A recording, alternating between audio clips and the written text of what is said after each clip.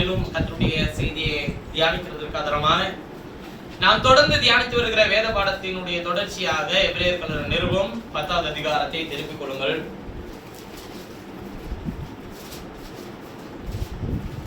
கடந்த வாரம் கொடுத்த சகோதரர் மூலமா உங்களுக்கு பேசின செய்தி உங்களுக்கு எல்லாருக்கும் பிரயோஜனமா இருக்கும் என்று நான் நம்புகிறேன். நானும் அதை கேட்டேன், எனக்கும் அது பிரயோஜனமா இருந்தது. கர்த்தர் உங்கள் இருதயங்களை பலப்படுத்த வல்லவராய் இருக்கிறார். எபிரேயர் 10வது அதிகாரம்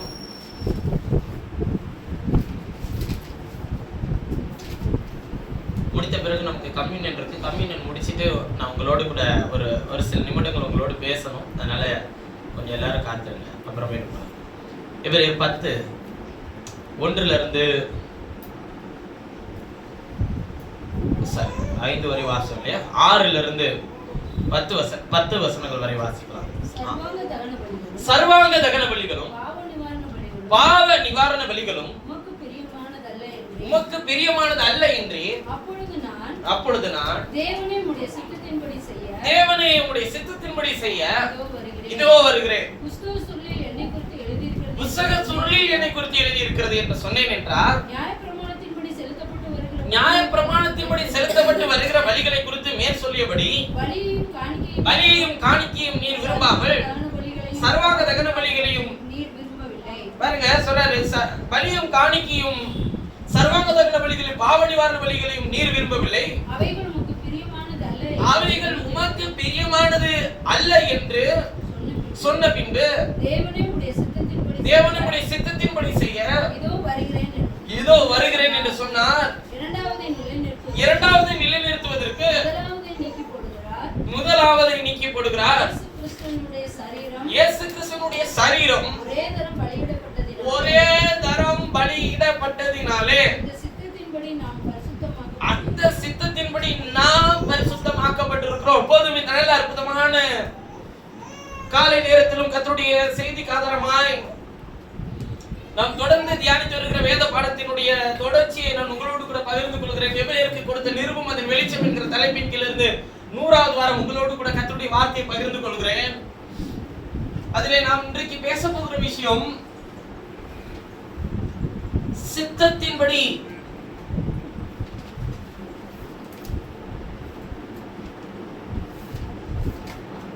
பரிசுத்தமாக்கப்பட்டிருக்கிறோம்.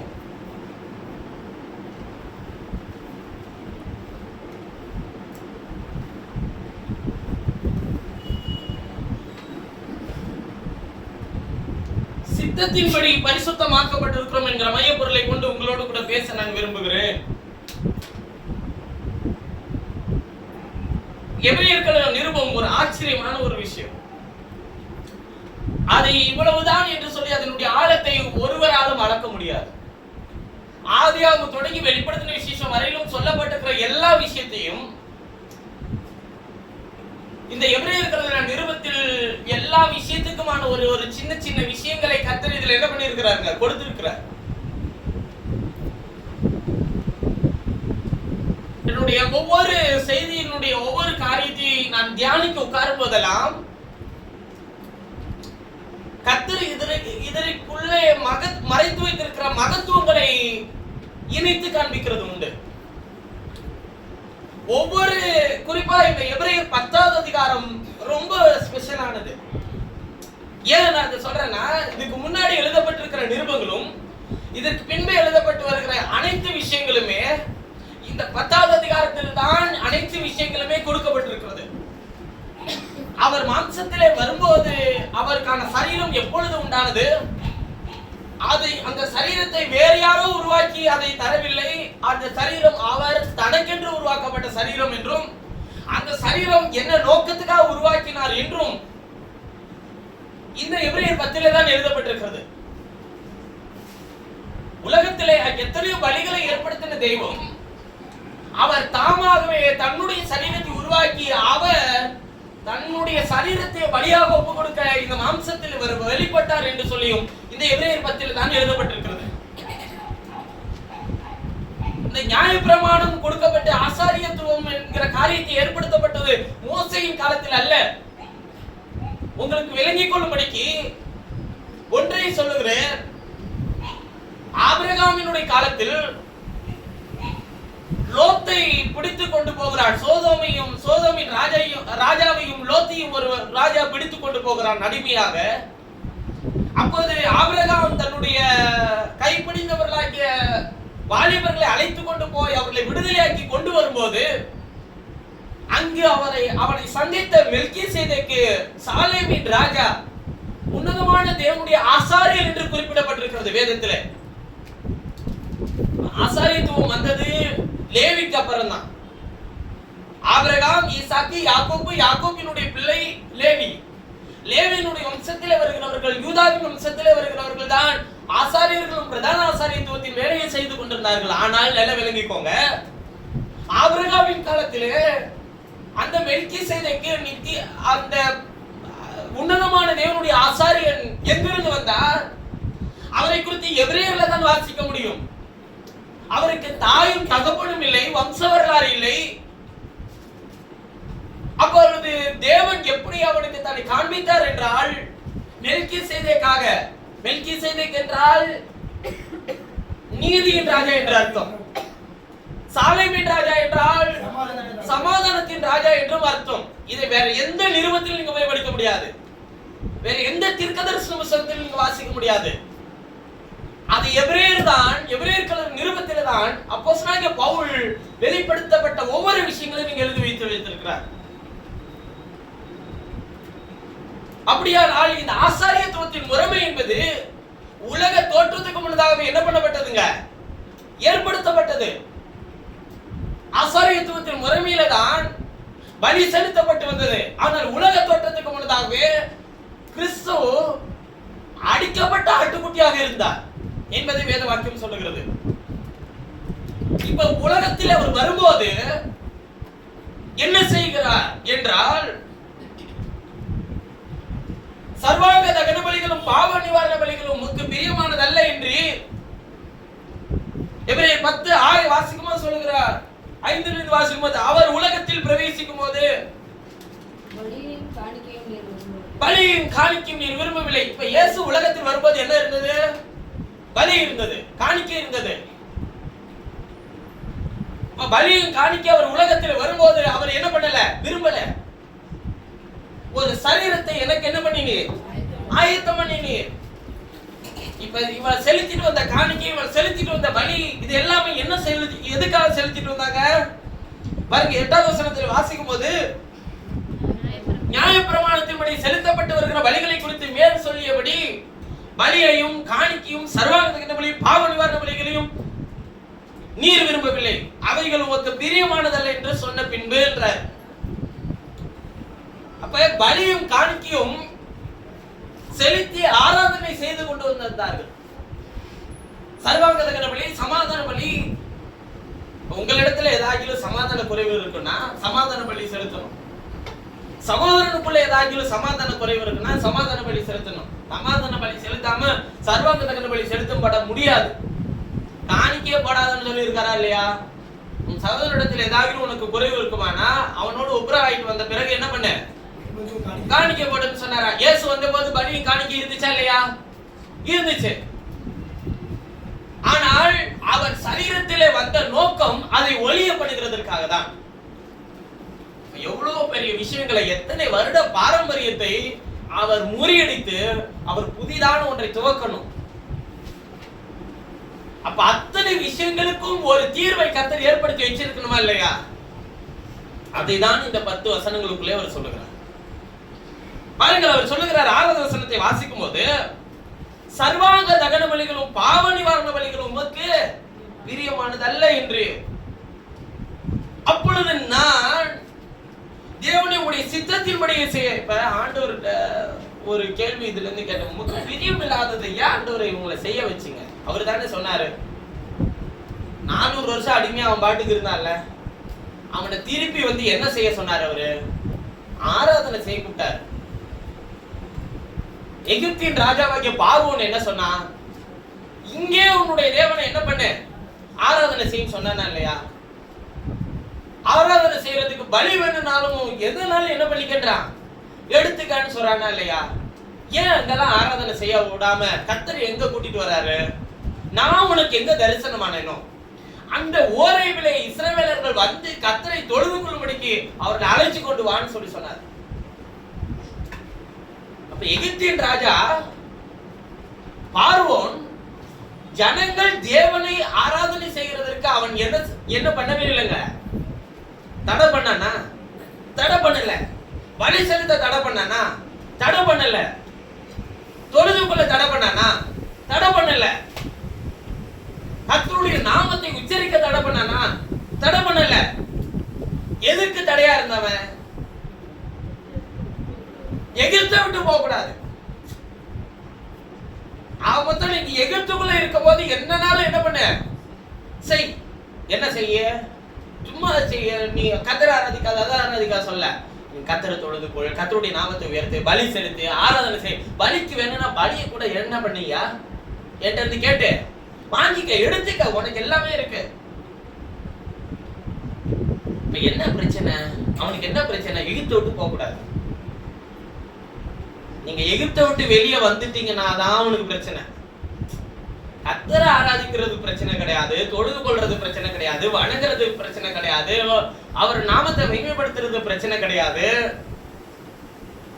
ஜெபம் பண்றது, உபவாசிக்கிறது அவனுக்கு எந்த பிரச்சனையும் கிடையாது. எல்லாம் செய்ய. ஆனா இருதயத்துல எதை மட்டும் விட்டுட்டு போயிடாத, எகிப்தை விட்டுறாத இருதயத்துல. இப்ப அவன் எகிப்துல இருந்து வெளியே வரணும். இங்க நம்மள்ட்ட என்ன வச்சிருக்கானா, உன் இருதயத்துக்குள்ள நான் எகிப்தை வச்சுட்டேன். அவன் அன்னைக்கு எகிப்துக்குள்ள அவன் இருந்தான், மனுஷன் இருந்தான். இன்னைக்கு மனுஷனுக்குள்ள எகிப்து இருக்கு. உன் இருதயத்துல இருந்து எகிப்தை மட்டும் எடுத்து போட்டாத. எகிப்தை எடுத்து போட்டுட்டீன்னா உனக்கு எதிரி அவன் தான். இருதயத்துல இருந்து எகிப்தை எடுத்து போட கர்த்தர் என்ன செய்யறாரு தெரியுமா? நான் என் வசனத்தை கொடுக்கிறேன். அதாவது நான் ரத்தத்தை சிந்தினேன், பரிசுத்தப்படுத்தினேன், உன்னை எல்லா விஷயத்தையும் செய்தேன், இது எல்லாமே உன்னை ரட்சிப்பு கொடுத்தேன், உன்னை மீட்டேன், உனக்கு கிருபை கொடுத்தேன், இது எல்லாமே கர்த்தர் செய்துட்டாரு. ஆனா வசனம் என்ன பண்ணுதுன்னு கேட்டா, எகிப்திலிருந்து, அதாவது உங்கள் இருதயத்துக்குள்ள எகிப்திலிருந்து உங்களை விடுதலையாக்கி வெளியே கொண்டு வரும். உங்களுக்கு புரியும்படிக்கு ஒரு காரியத்தை சொல்றேன். இஸ்ரவேலர்கள் எல்லாரும் எகிப்தில் இருந்து வெளியே வராங்க இல்லையா? வந்து எங்க முதல்ல எதை மீட் பண்றாங்க? அவங்க எகிப்தில இருந்து வெளியே வந்தோடனே அவங்களுக்கு முன்னாடி இருந்த சவால் எதுங்க? செங்கடல். செங்கடலை தாண்டின பிறகு 40 வருஷம் எங்க இருக்கிறாங்க? வனாந்தரத்துல.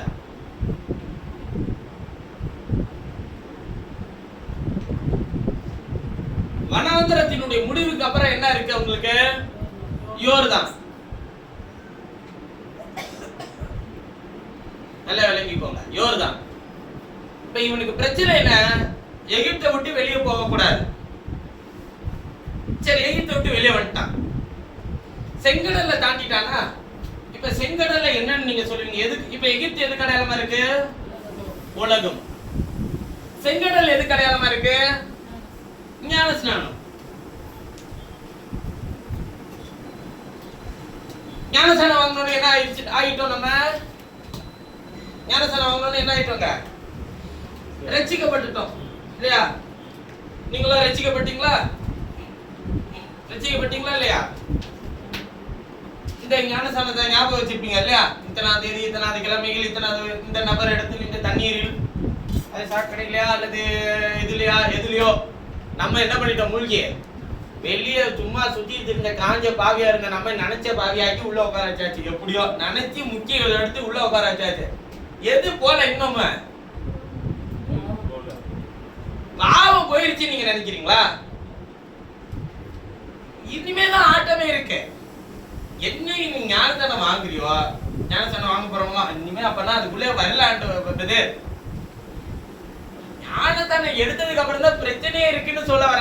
என்ன பிரச்சனைன்னு கேட்டா, அவன் தேவனை அறிய வேண்டிய விதத்துல அவன் ஆண்டவரை நெருக்கி போகணும். என்ன சாட்டிஸ்ஃபை ஆகிறாங்க கிறிஸ்தவர்கள் கேட்டா, செங்கடல்ல வந்து ஞானஸ்நானம் எடுத்துட்டோமா, மேகத்துக்கு கீழாக சமுத்திரத்தினால் எல்லாரும் மோசைக்குள்ளாக ஞானஸ்நானம் பண்ணப்பட்டாயிடுச்சு அப்படின்னு நினைச்சுக்கிறாங்க. சரி, இது ஞானஸ்நானம்னு வச்சுப்போம். இந்த 40 வருஷ வனாந்திர வாழ்க்கை என்னன்னு சொல்லிடுறாங்க, இதான் கிறிஸ்தவ ஜீவியம்ன்றாங்க, கிறிஸ்தவ வாழ்க்கைன்றாங்க. என்ன, ஏன்னா அதுக்கு பேர் என்னவா, வனாந்திரம். அங்க என்ன இருக்கும், வனாந்திரனால என்ன பிரதர், குறைவு தான் இருக்கும், பிரச்சனை தான் இருக்கும், குறைவு எப்போதுமே இருந்துட்டே தான் இருக்கும். எங்க வனாந்திரத்துல அவன் குறைவா நடந்தான் நீங்க ஒண்ணு சொல்லுங்க பார்க்கலாம், அவனுக்கு என்ன இல்ல வனாந்திரத்துல, இது வனாந்திரம் ஆனா பேர் என்னங்க, வனாந்திரம். அவன்கிட்ட என்ன இல்ல, செருப்பாங்க தேவையா, சுவர் நினைப்பேன், காலைல எந்திரிச்சானா என்ன சமைக்கிறதுன்றதே வீட்டுல பஞ்சாயத்தா இருக்கு இல்லையா, ஒரு ஆள்டி கேட்டு. இப்ப இவனுக்கு என்ன பிரச்சனை இருக்கு, இவனுக்கு என்ன சமைக்கணும்ன்றதெல்லாம் பிரச்சனை இல்லை, இவனுக்கு காலையிலே சோறு கிடைச்சிடும். எத்தனை மணிக்கெல்லாம், அதிகாலையில் எழுந்து பாளையத்துல போய் நிக்கணும். என்ன இருக்குங்க, மண்ணா விழுந்திருக்கும், அதை எடுத்துக்கொண்டு பாத்திரத்துல நிரப்பி கொண்டு வந்துடலாம், தனக்கு தான் வீட்டா இருக்கும். இன்னும் அதுல ஸ்பெஷல் என்ன தெரியுமா, அதுல கொஞ்சமா, ஐயோ நான் லேட்டா போயிட்டேன்னா கொஞ்சம் தானே எனக்கு கிடைச்சிச்சு அப்படின்னு நம்ம கவலைப்பட தேவையில்லையா. ஏன்னா கொஞ்சமா இருந்தாலும் அவனுக்கு திருப்தியா இருப்பாங்க அந்த குடும்பத்தை. ஒருவேளை அதிகமா எடுத்து வச்சுட்டான், நாளைக்கு சேர்த்து சாப்பிடலாம் அப்படின்னு சாப்பிட முடியாது. அன்னையில இருந்து எப்படிதான் வச்சிருக்கிறாங்க ஜனங்களை, நிகழ்காலத்துல வாழு, நாளைக்கு சேர்த்து வைக்க வேணாம் ஆண்டவர் சொல்லி இருக்கிறாரா, அப்ப எதுக்கு 12 கூட எல்லாம் எடுத்து வைக்க சொன்னாரு. அது ஆண்டவர் கொடுத்த ஆசீர்வாதத்தை நீ சேவிங்ஸ் எல்லாம் பண்ண வேணாம்னு அவர் சொல்லவே இல்லை.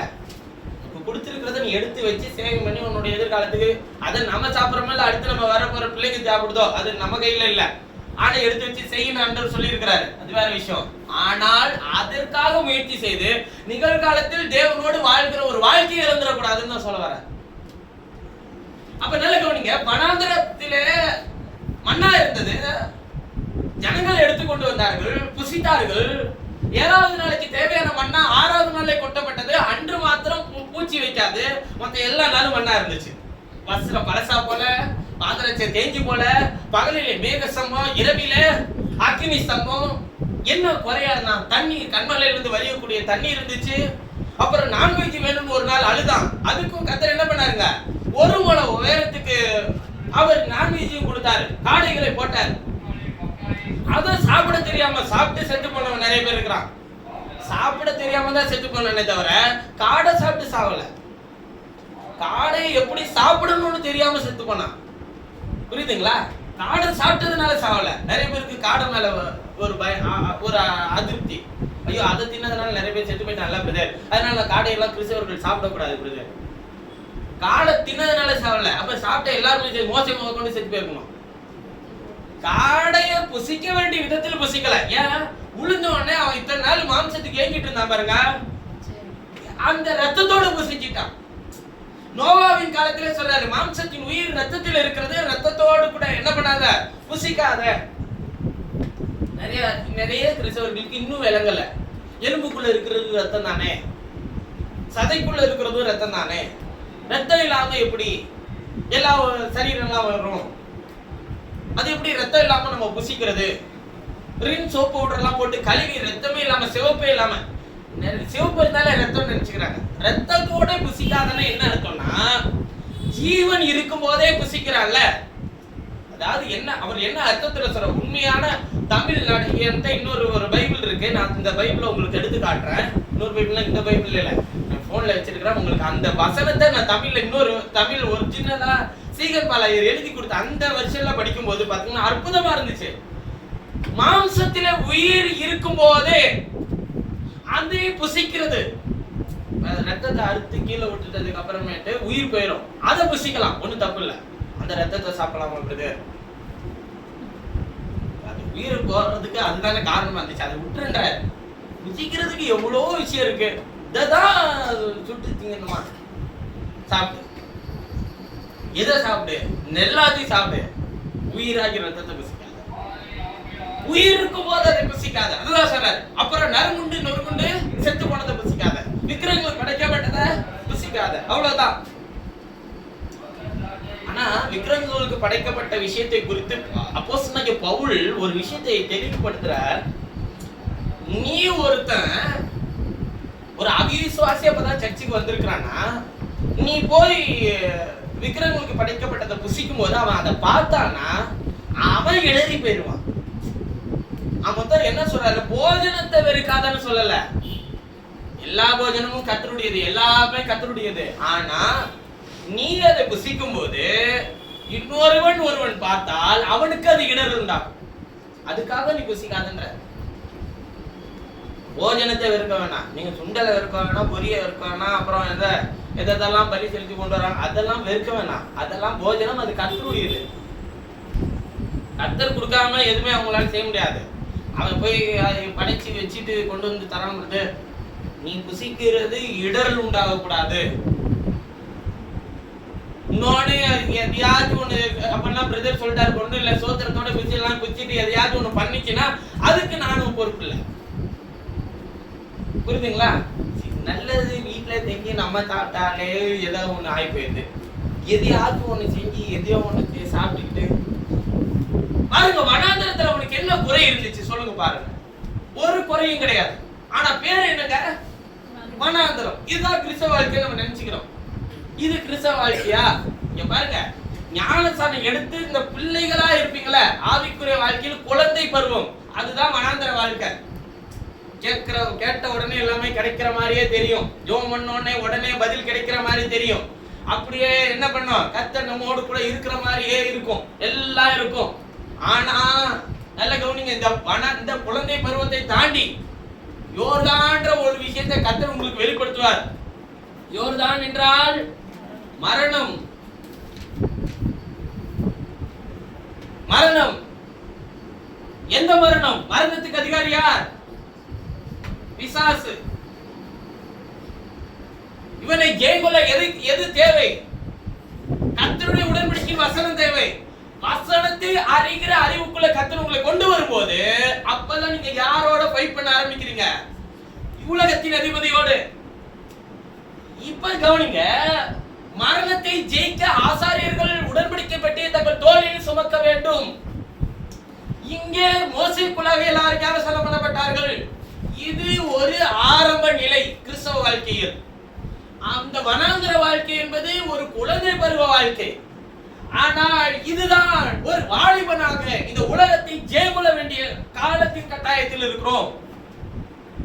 இதான் வாலிப பருவமே. எப்ப? தேவனை அறிகிற அறிவு, வேத வசனத்தின் மூலமாய் அவரை அறிகிற அறிவு. இப்போ கர்த்தர் வசனத்தை அவன் தோளிலே தருவார். அவர்கள் இந்த யோர்தானை கடந்து போன பிறகு பரிசுத்தம் பண்ணி கொண்டு, செங்கடலை கடக்கும் போது ஏதாச்சும் பரிசுத்தம் பண்ணி கடந்துக்கிட்டாங்களா? யோர்தானை கடக்கும் போது எப்படி, எத்தனை நாள் பரிசுத்தம் பண்ணாங்க? 3 நாள். ஏன் அவர்கள் 3 நாள் பரிசுத்தம் பண்ணி கொள்கிறார்கள்? யோர்தானை ஜெயிக்க எத்தனை நாள் தேவைப்பட்டது? உங்கள் மீட்பராகிய இயேசு யோர்தானை ஜெயிக்க எத்தனை நாள் தேவைப்பட்டது? 3 நாள். அவர் இரவும் பகலும் பூமியின் இருதயத்தில் இருந்தார். மரணத்தை ஜெயித்து அவர் வெளியே வந்தார். ஒரிஜினலா கிறிஸ்தவ வாழ்க்கை எப்ப ஆரம்பிக்குது தெரியுமா? இந்த யோர்தானை தாண்டதுக்கு அப்புறம் தான். தேவனை அறிய வேண்டிய விதத்தில் வேத வசனத்தின் மூலமா அறியதான் பாருங்க. இங்க வெளியே வந்ததுக்கு அப்புறம் தான் எதெல்லாம் இருக்காதுங்க. அற்புதம் இருக்காது. அதாவது கண்மல இருந்து வரக்கூடிய தண்ணீர் இருக்காது. வானத்திலிருந்து கொட்டக்கூடிய மண்ணா இருக்காது. அப்புறம் பகலிலே மேக சமம், இரவில் அக்கினி சமமா நடந்துட்டு இருந்த அந்த அடையாளம் இருக்காது. அப்புறம் எதெல்லாம் இருக்காது? பாதரட்சை தேய ஆரம்பிக்கும், வஸ்திரம் பழசாக ஆரம்பிக்கும். அப்புறம் ஒரு மூல அளவுக்கு நம்ம நினைச்ச போதெல்லாம், நம்ம வேண்டிக் கொள்ளாத போதெல்லாம் வந்து மாம்சம் கொட்டி இருந்துச்சு, அது இருக்காது. அப்புறம் எது இருக்காதுங்க? மண்ணா குட்டப்பட்டிருக்காது. அதனாலதான் கிறிஸ்தவர்கள் எதுக்குள்ளே வாழ ஆசைப்படுறாங்கன்னா,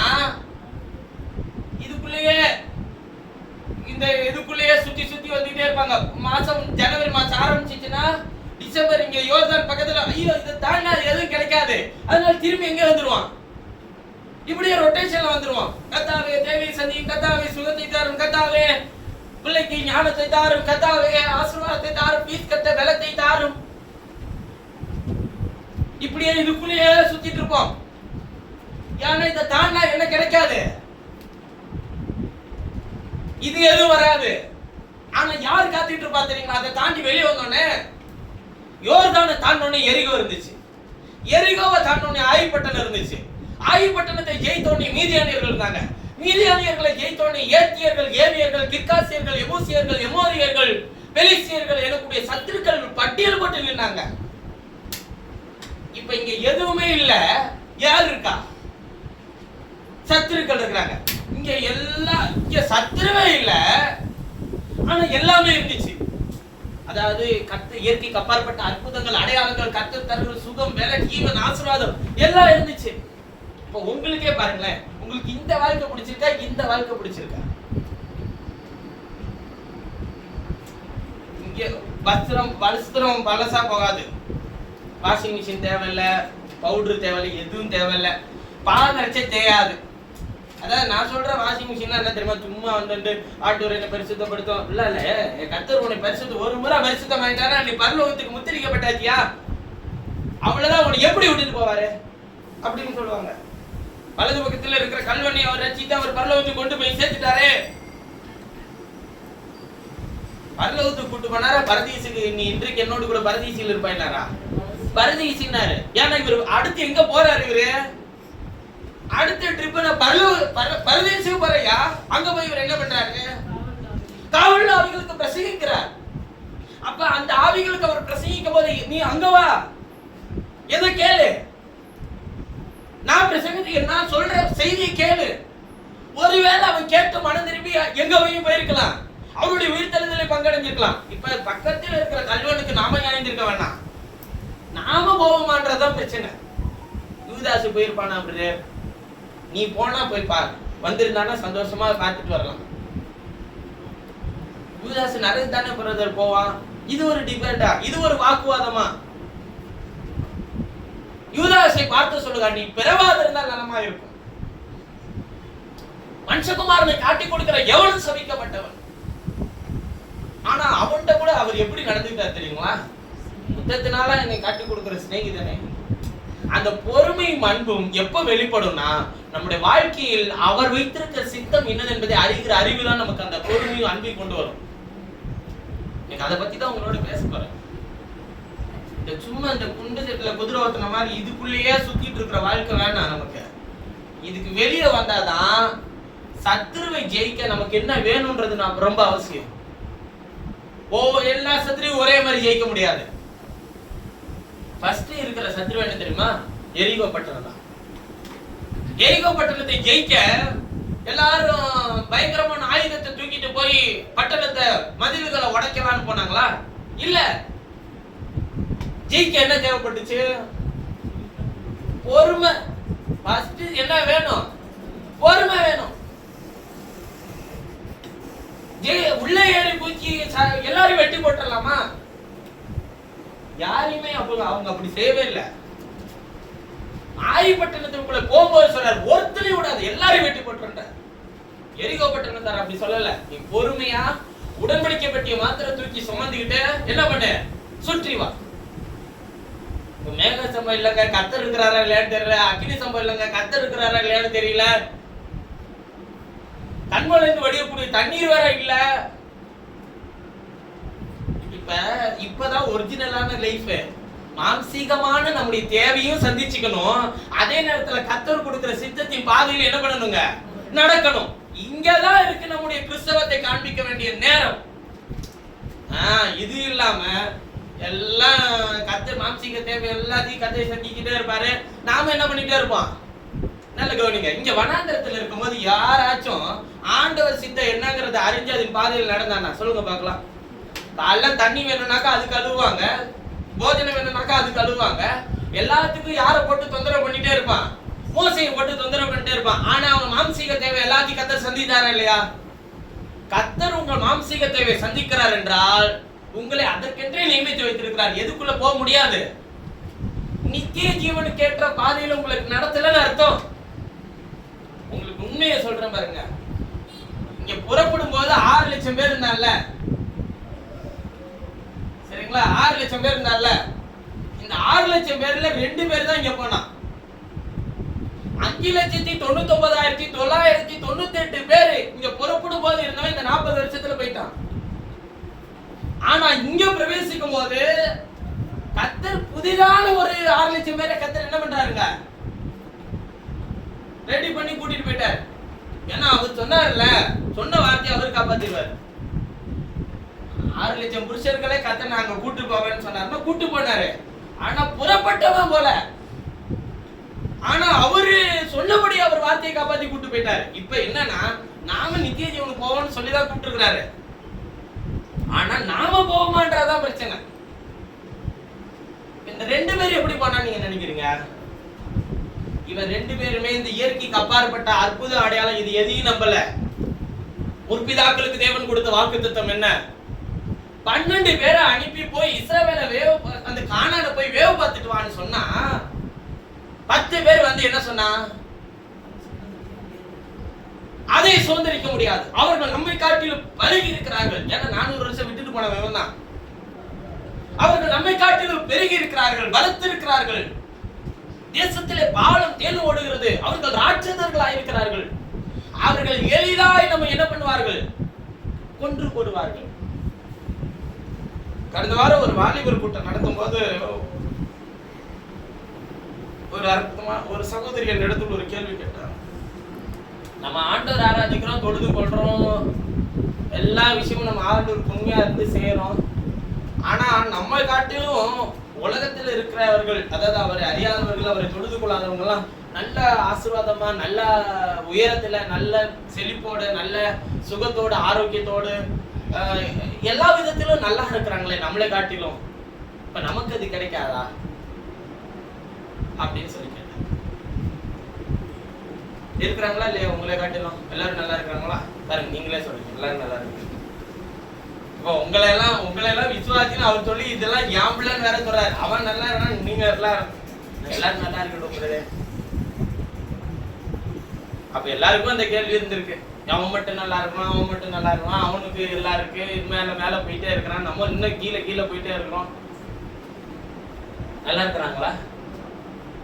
நல்லா இருக்கு. நீங்க நல்லா இல்ல, நல்லா இருக்கு. உங்க எல்லாருக்கும் கிடைக்க, அவனுக்கு கிடைக்காத ஒரு மேன்மையான ஸ்நாக்கியத்தை கர்த்தர் உங்களுக்கு எனக்கு தந்திருக்கிறார்.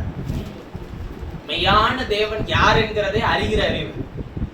இதுக்கு முன்பாக இந்த உலகத்தில் அவன் எவ்வளவு மேன்மை உள்ளவனா இருந்தாலும் அவன் ஒன்றுமே கிடையாது. அவன்கிட்ட எவ்வளவு நாள் இருக்கட்டும், அவன் எதுலனாலும் செழிப்பா இருக்கட்டும், ஞானத்தில், அறிவில், அல்லது கல்வியில், அல்லது பொருளாதாரத்தில், அல்லது திறமையில், எதுல வேணாலும் தேறினவனா இருக்கட்டும், அபிஷேகம் பண்ணப்பட்ட உங்களுக்கு முன்பாக அவன் ஒரு பொருட்டே கிடையாது. நம்ம அவனுடைய பார்வையில அற்பமா இருக்கலாம், ஒண்ணுமே இல்லாதவங்களா கூட இருக்கலாம். ஆனா கர்த்தர் நம்மளை என்ன பண்ணி வச்சிருக்கிறாருங்க, அபிஷேகம் பண்ணி வச்சிருக்கிறார். நம்மளோடு கூட இருக்கிறவர் இன்னார் என்பதை கிரியில செய்யும். நாவில வேணாம், வசனத்துல வேணாம், அதாவது வசனத்துல நாம சொல்ற பேச்சில வேணாம், கிரியில காட்டும். வசனத்தினாலும் தமிழ் பைபிள்ல எழுதி இருக்கலாம், வசனத்தினாலும் இந்த வசனத்தினாலும் நினைச்சுக்காதீங்க. அப்ப வசனம் எல்லாம் வேணான்னு சொல்றாரு, சொல்ற வாயில சொல்ற டைலாக்ல வேணான்னு சொல்றாரு, கிரியில காட்டுவோன்ற. இந்த மேன்மையான ஸ்லாக்கியத்துல இருக்கிறதான நமக்கு இந்த தேகத்திலே குடியிருக்கும் போது நமக்கு இருக்கிற கொஞ்சம் விஷயங்களா இருந்தாலும் அது யார் கொடுத்தது முதல்ல நினைக்கணுங்க. கர்த்தர் கொடுத்தது. ஏமாந்துட்டான் பிரதர், ஏமாந்துட்டாங்க பிரதர், இன்னும் ஏமாற்றப்பட்டுட்டே இருப்பேன் பிரதர். ஒரு விஷயத்தை நல்லா விளங்கி கேளுங்க. கர்த்தர் அபிஷேகம் பண்ணப்பட்ட யாக்கோபை லாபான் ஏமாத்தினான்னு அவன் நினைச்சிட்டு இருந்தான். யாரு? லாபான். ஆனால் கர்த்தர் யாக்கோபோடு இருக்கும்போது ஒருத்தனும் அவனை ஏமாற்ற முடியாது. நீங்க என்ன நினைக்கிறீங்க? ஏமாத்திடுவோமா பிரதர், ஏமாந்துட்டானே பிரதர், அது அப்படி யோசிக்க வைக்கிறது ஒரு பொல்லாதாவி. உங்களை ஏமாற்ற முடியாது. சரி, ஒருவேளை நீங்க ஏமாந்தவர்களாவே இருக்கணும். 2 பரிவாரங்கள் நிறைய ஆசீர்வாதத்தை கொடுத்தது யாருக்கு? அதே தன்னுடைய வேலை தன்னுடைய மனைவிட்ட சொல்லும்போது யாக்கோபு எப்படி சொல்றான் தெரியுங்களா? உன்னுடைய தகப்பன் என்னுடைய சம்பாத்தியத்தை வஞ்சிக்கும்படிக்கு எத்தனையோ தரமோ அவன் காரியத்தை மாற்றிக்கொண்டே இருந்தான். ஆனால் தேவனோ எனக்கு சரியா இருந்து அவன் மாற்றின எல்லாவற்றையும் எனக்கு ஜெயமாக முடிய பண்ணினார். ஏமாத்துறவனோட கர்த்தர் இருந்தாரா இல்லையான்றத யாக்கோபு ஏமாத்துனவன்ட்ட போய் கேளுங்க, அவனுக்கு தெரியும். லாபான் என்ன சொன்னாரு? என் தாசனாகி யாக்கோபுக்கு விரோதமாய் நீ சிந்திக்காதபடி எச்சரிக்காரு, அவனை தொட்ட நீ செத்து போயிருவன்னு சொன்னாரு. என்ன பண்ணா தெரியுமா? யாக்கோபிட்ட வந்து கற்குவியல குமிச்சு அது மேல உட்காந்து, எப்பாரு உனக்கு எனக்கு ஓ வரல நான் வர மாட்டேன், ஏன் வரல நீ வர வேணாம், ஆனா இப்ப நான் சொல்றது நீ நல்லா கேட்டுக்க, உன்னை தொடக்கூடாதுன்னு கர்த்தர் சொன்னாரு. இப்ப ஏமாத்தினவன்ட்ட கர்த்தர் சொன்னாரா ஏமாந்தவன்ட்ட கர்த்தர் சொன்னாரா? நீ எப்படி ஏமாந்துட்டேன்னு சொல்ற? இனி யாரு ஏமாத்திடுவாங்க நீ ஏன் பயப்படுற? ஒரு தைரியம் இல்லையே, ஒரு விஷயத்தை செய்யறதுக்கு ஒரு துணிச்சல் இல்லையே. அதாவது துணிகர வேற துணிச்சல் வேற. ஏமாந்துடுவோமோ? ஏமாந்துட கூடாது. எல்லாத்தையும் யோசிங்க, ஒரு விஷயத்தை குறித்து பேசுங்க, அதை குறித்து எல்லா விஷயத்தையும் முதல்ல எடுத்தங்கன்னு முடிவு எடுக்காதுங்க. உட்காந்து ஆராய்ச்சி பண்ணுங்க, அலசுங்க. சரியானதை கர்த்தர் உங்களுக்கு தேவைன்னு அதை குறித்த நாலேஜையும் தருவார், அதற்கேற்ற மனிதர்களை தருவார், மனுஷனுடைய கண்களை தயவு கிடைக்க பண்ணுவார். எந்த மனுஷனை ஏமாத்துவான் அதே மனுஷனை வச்சு கர்த்தர் உங்களுக்கு காரியத்தை நடத்தி கொடுப்பார். அவர் வல்லவருங்க. இந்த முதல்ல எதிர்கொண்ட எரிகோ பட்டணத்தை எப்படி ஜெயிச்சான்னு நீங்க நினைக்கிறீங்க? இவன் யார வேண்டாம்னு ஒதுக்கி வச்சிருந்தானோ அவள் மூலமா கர்த்தர் எரிகோ பட்டணத்தை கைப்பற்ற கொடுக்கலையா கர்த்தர்? அந்த 2 வேவுக்காரர்களை பாதுகாக்கலையா கர்த்தர்? நீ வசனத்தை காத்துக்கொள்ளும் போது உலகத்தை நீதான் ஜெயம் கொள்ள முடியும். உலகம் உனக்கு ஒரு நாள் ஜெயிக்க முடியாது. இப்ப என்னன்னா, இங்க வந்ததுக்கு அப்புறம் என்ன இருக்காதுன்னு சொன்னீங்க. பகலில மேக சமம், இரவில் அக்கினி சமம், கண்மலையிலிருந்து வடியக்கூடிய தண்ணீர், பாதரட்சை தேயார் வஸ்திரம் பரிசாகும். இப்பதான் இங்க ஒரு வார்த்தை பயன்படுத்தப்படுது. தேவனுக்கு சித்தமா சித்தம் இல்லையா? என்னங்க நான் செய்யறது தேவனுக்கு சித்தமா சித்தம் இல்லையா? உங்க வாழ்க்கையிலும் இப்ப கர்த்தர் பிரத்யேகமா பகலில மேக சமம் இரவில் அக்கினி சமத்தோட இருக்கும்போது உங்களுக்கு என்ன தோணும்? கர்த்தர் இருக்கிறார்ல, அப்புறம் என்ன எனக்கு பயம் அப்படின்ற மாதிரி இருப்பீங்க. ஆனா அப்படி இருந்தவனே அப்படி இல்லை, அது வேற விஷயம். ஆனா இப்ப இங்கிட்டு வந்த உடனே நமக்கு என்ன தோணும்னா, கர்த்தருக்கு சித்தமா சித்தம் இல்லையா? நான் கர்த்தருக்கு பிரியமா தான் இருக்கிறேன்னா இல்லையா? என் வாழ்க்கையில கஷ்டம் வருது, இந்த கஷ்டம் எல்லாம் என்னாலதான் வந்துச்சு, இல்ல கர்த்தர் அனுமதிக்கிறாரா, இல்ல பிசாசு கொண்டு வந்தானா? இப்படின்னு பல கேள்விகள் என்ன பண்ணுதுங்க கிறிஸ்தவத்துல இருக்கு. இது சித்தமா சித்தம் இல்லையா? இந்த சித்தோன்ற ஒரு வார்த்தை பயங்கரமா என்ன பண்ணிட்டே இருக்குங்க, வேலை செய்யுது கிறிஸ்தவ உலகத்தில். சித்தத்தை அறிந்து கொள்ள பல வழிகளை ஏற்படுத்தி வச்சுட்டாங்க. அது அவங்கள சொல்லி ஒரு பிரயோஜனம் இல்லை. ஆனால் காலங்கள் போக போக கர்த்தர் தம்முடைய சித்தத்தை தம்முடைய ஜனங்களுக்கு என்ன பண்ண விரும்புகிறாருங்க, வெளிப்படுத்துகிறவரா இருக்கிறார். பாரு, சித்தோன்னு சொல்லி நீ அறிஞ்சிக்க வேண்டிய ஒரே ஒரு காரியம் என்னன்னா, நீ பாட்டுக்கு ஜோம் பண்ணி ஆண்டவரே இது உமக்கு சித்தமானால் எனக்கு வாய்க்கு செய்யும், எப்படி எல்லாம் புரிஞ்சுக்கிறாங்க அப்படின்றத சொல்ல இயல்பாய் கிறிஸ்தவ உலகத்துல இருக்கிற விஷயங்களை. இப்ப நம்ம ஒரு விஷயத்துக்காக ஜோம் பண்றோம்னு வச்சுக்கோங்க, அந்த விஷயம் கிடைச்சிருச்சுன்னா சித்தம், கிடைக்கலன்னா சித்தம் இல்லை. இப்படி ஒரு புரியுது. ரெண்டாவது, கர்த்தர் எனக்கு வெளிப்படுத்தி கொடுத்தா அது சித்தம். வெளிப்படுத்துறதுன்னா என்ன? சொப்பனத்திலேயோ தரிசனத்திலேயோ அல்லது ஊழியர்கள் மூலமாவோ ஏதோ ஒரு வகையில கர்த்தர் வெளிப்படுத்தி கொடுத்தாருன்னா அது சித்தம். இல்ல ஏதோ ஒரு அசம்பாவிதம் நடந்துருச்சுன்னா அது என்ன இல்ல, சித்தம் இல்லை. அப்புறம் ஒரு காரியத்தை துவக்குகிறோம், அது சக்சஸ் ஆயிருச்சுன்னா சித்தம். அதுல ஒருவேளை தோல்வி வந்துருச்சுன்னா சித்தம். உங்களுக்கு புரியும்படிக்கு ஒரு காரியத்தை சொல்றேன். இப்ப நீங்களும் அது மாதிரி பல குழப்பத்துல இது தேவ சித்தமா தேவ சித்தம் இல்லையா, உங்க வாழ்க்கையில என்ன இந்த விஷயங்களை எப்படி நம்ம அணுகிறது அப்படின்றத உங்களோட பேச நான் விரும்புறேன். சித்தத்தை நாம் எப்படி அறிந்து கொள்றோம்? அதான் சொல்றேன், சித்தத்தின்படி தேவன் நம்ம என்ன ஆக்கி இருக்கிறாருங்க, பரிசுத்தமாக்கிறார். யாருடைய சித்தத்தின்படி? அவருடைய சித்தத்தின்படி உங்களை பரிசுத்தமாக்கிட்டார். இப்ப அவருக்கு சித்தம் என்ன? உங்களை பரிசுத்தமாக்குறது அவருடைய சித்தம். அவர் வரும்போது என்ன செய்ய வந்தாருன்னா பலியும் காணிக்க ஒழிய பண்ணி, அப்ப பலியும் காணிக்க அவன் என்ன பண்ணிட்டு இருந்தானா, சர்வாங்க தகன பலி, பாவ நிவாரண பலி, சமாதான பலி, இப்படி ஒவ்வொன்றும் செய்யற ஒவ்வொரு விஷயத்துக்கு பலி செலுத்திட்டு வந்தால. இப்ப இது எல்லாத்தையும் ஒழிய பண்ணிட்டாரு. இப்ப இவனுக்கு சமாதானத்துக்கு யாரு வேணும்? பாவ நிவாரணத்துக்கு யாரு வர்றது?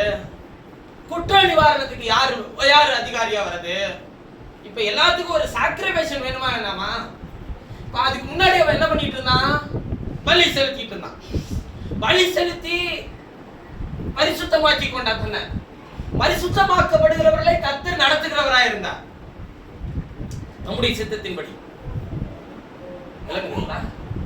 பரிசுத்தம் இல்லாதவனை அவருடைய சித்தத்தின்படி அவர் என்ன பண்றது இல்ல, நடத்தாம விட்டுட்டார். அப்படிப்பட்ட சில விஷயங்களை தான் வேத வார்த்தையிலிருந்து உங்களோடு கூட எடுத்துக்காட்ட நான் விரும்புகிறேன். வாசிக்கலாம் 1 யோவான். இப்பதான் செய்தி ஆரம்பிச்சிருக்கிறார், சரிங்களா? 1 யோவான் 3வது அதிகாரம். சொல்றது கொஞ்சம் கடினமா இருக்கலாம், ஆனா உண்மை அதுதான். நீங்கள் எவ்வளவு நாட்கள் அறிந்து கொண்ட விஷயங்கள் அநேகமா இருக்கலாம், ஆனா வேதம் அதை சொன்னால் நீங்கள் அதை ஏற்றுக்கொள்ளுங்கள். நான் அதை சொல்லவே இல்லை. கர்த்தர் எனக்கு இதை வெளிப்படுத்தினது, இதை கர்த்தர் எனக்கு கொடுத்தது, இதை உங்களோடு கூட பேசும்படிக்கு கர்த்தர் கட்டளையிட்டார். அதை தைரியமாய் சொல்லுகிறேன். இதை நானும் பின்தொடர்கிறேன். கர்த்தர் அதற்கு உரிமையாளராக இருந்து என்னை வழிநடத்த வல்லவராக இருக்கிறார். 1 யோவான் 3வது அதிகாரம் 12வது வசனத்தை வாசிங்க. பொல்லாங்கனால் உண்டாயிருந்து தன் சகோதரனை கொலை செய்த காயினை போல நீங்கள் என்ன பண்ண வேண்டாம், இருக்க வேண்டாம். அவன் எது நிமித்தம் அவனை கொலை செய்தான்? தன் கிரியைகள் பொல்லாதவைகளும் தன் சகோதரனுடைய கிரியைகள் நீதி உள்ளவைகள் நிமித்தம் தானே. போதும். கிரியைகள் பொல்லாததும் இருக்கலாம், நீதி உள்ள கிரியும் இருக்கலாம். இப்ப 12வது வசனத்தை வாசிக்கும் போது என்ன சொல்றாரு? பொல்லாங்கனால் உண்டாயிருந்த. யாரு பொல்லாங்கனால் உண்டானதா? காயின். பொல்லாங்கன் யார்? பிசாசு. அப்போ காயின் பிசாசினால் உண்டானவனா? ஆதியாகமம் 4:1 போய் படிங்க பார்க்கலாம்.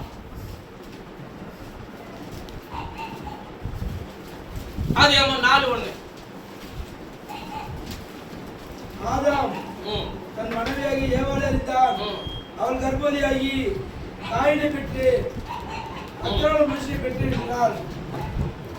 இப்ப இங்க என்ன எழுதி இருக்கு? கர்த்தரால்.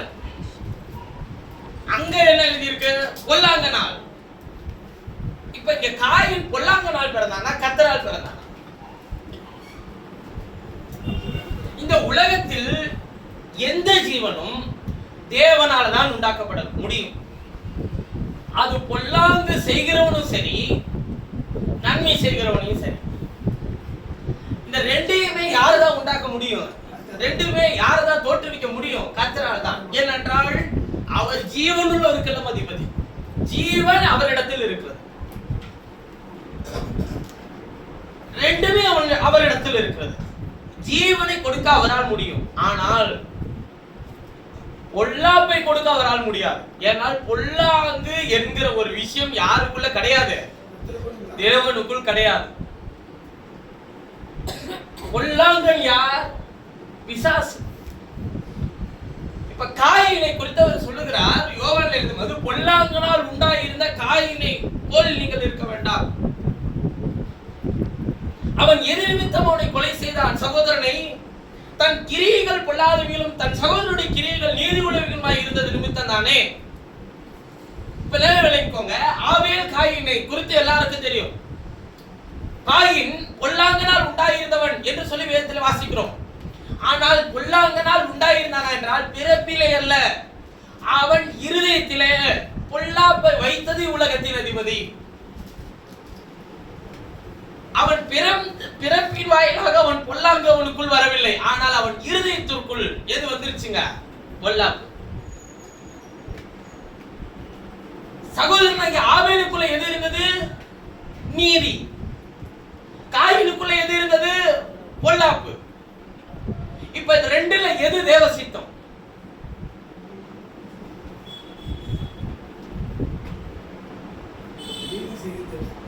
செய்கிறது தேவ சித்தம். அப்ப பொல்லாங்கு செய்யறது எது இல்ல? தேவ சித்தம் இல்லன்னு நம்ம நினைக்கிறோம். இப்ப நீதி செய்யறவன்ட்ட தான் கர்த்தர் பேசணும். பொல்லாங்கு செய்யறவன்ட்ட கர்த்தர் என்ன பண்ண மாட்டாரு? பேச மாட்டாருன்னு நீங்க நினைக்கலாம். ஆனா தாயின் இடத்துல தான் யார் பேசுனது? என்ன செய்ய சொல்லி பேசினாரு? நீ நன்மை செய்தால் மேன்மை இல்லையா? பாவ வாசற்படியில் படுத்திருக்கேன்னு சொல்லி சொன்னது யாரு?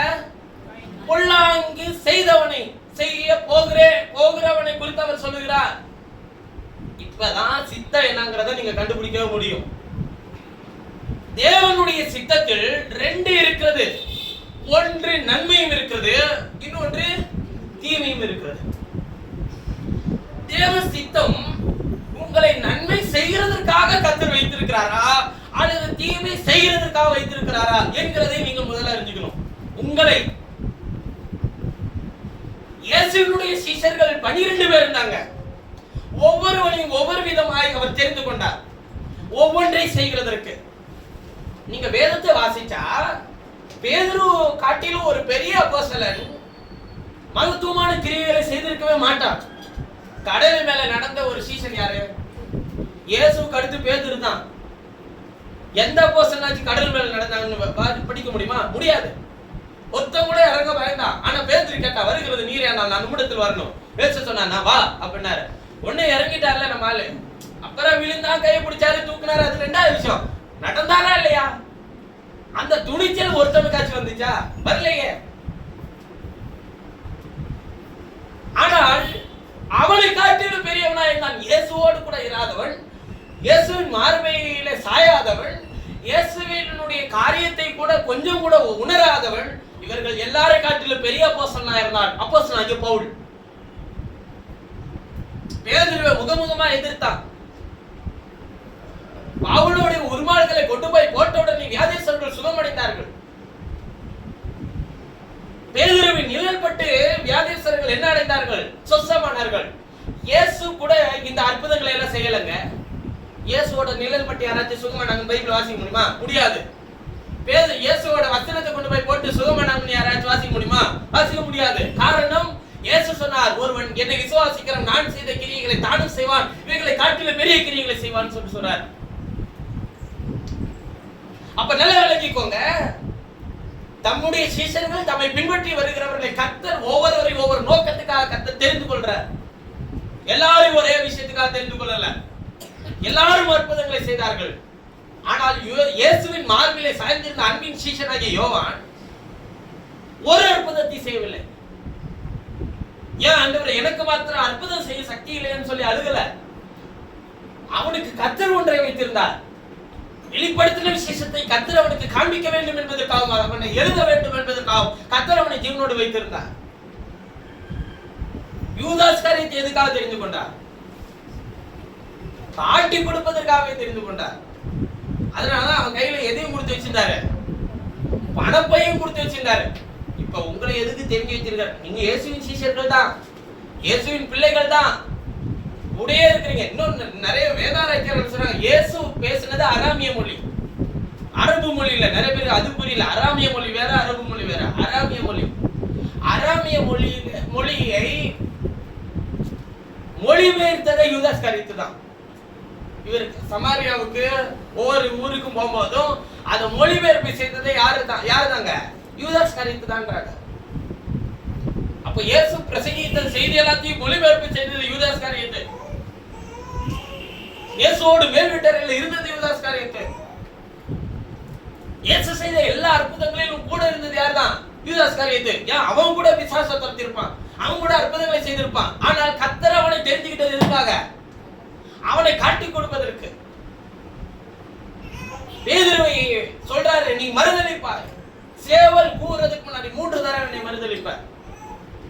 ஆனால் அவன் திரும்பி வருகிறான். கர்த்தர் என் ஆடுகளை மேய்ப்பாயான்னு சொல்லி கேட்டு ஊழியத்தை அவன் கையில கொடுக்கிறார். இப்ப தேவ சித்தம், தேவ ராஜ்யத்துல ஒருத்தனை எதுக்கு தெரிஞ்சுக்கிறாரு? காட்டி கொடுக்க. இன்னொருத்தவனை எதுக்கு தெரிஞ்சுக்கிறாரு? மறுதலிக்க. இன்னொருத்தவனை எதுக்கு தெரிஞ்சுக்கிறாரு?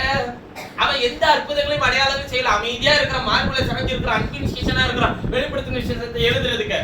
ஒண்ணுமே இயேசுவோட இருந்து அவருடைய வாசனை அறியாதவன், அவரோடு கூட இராதவன், அவர் செய்த அற்புதங்களை பார்க்காத யாரு பார்க்காதவன்.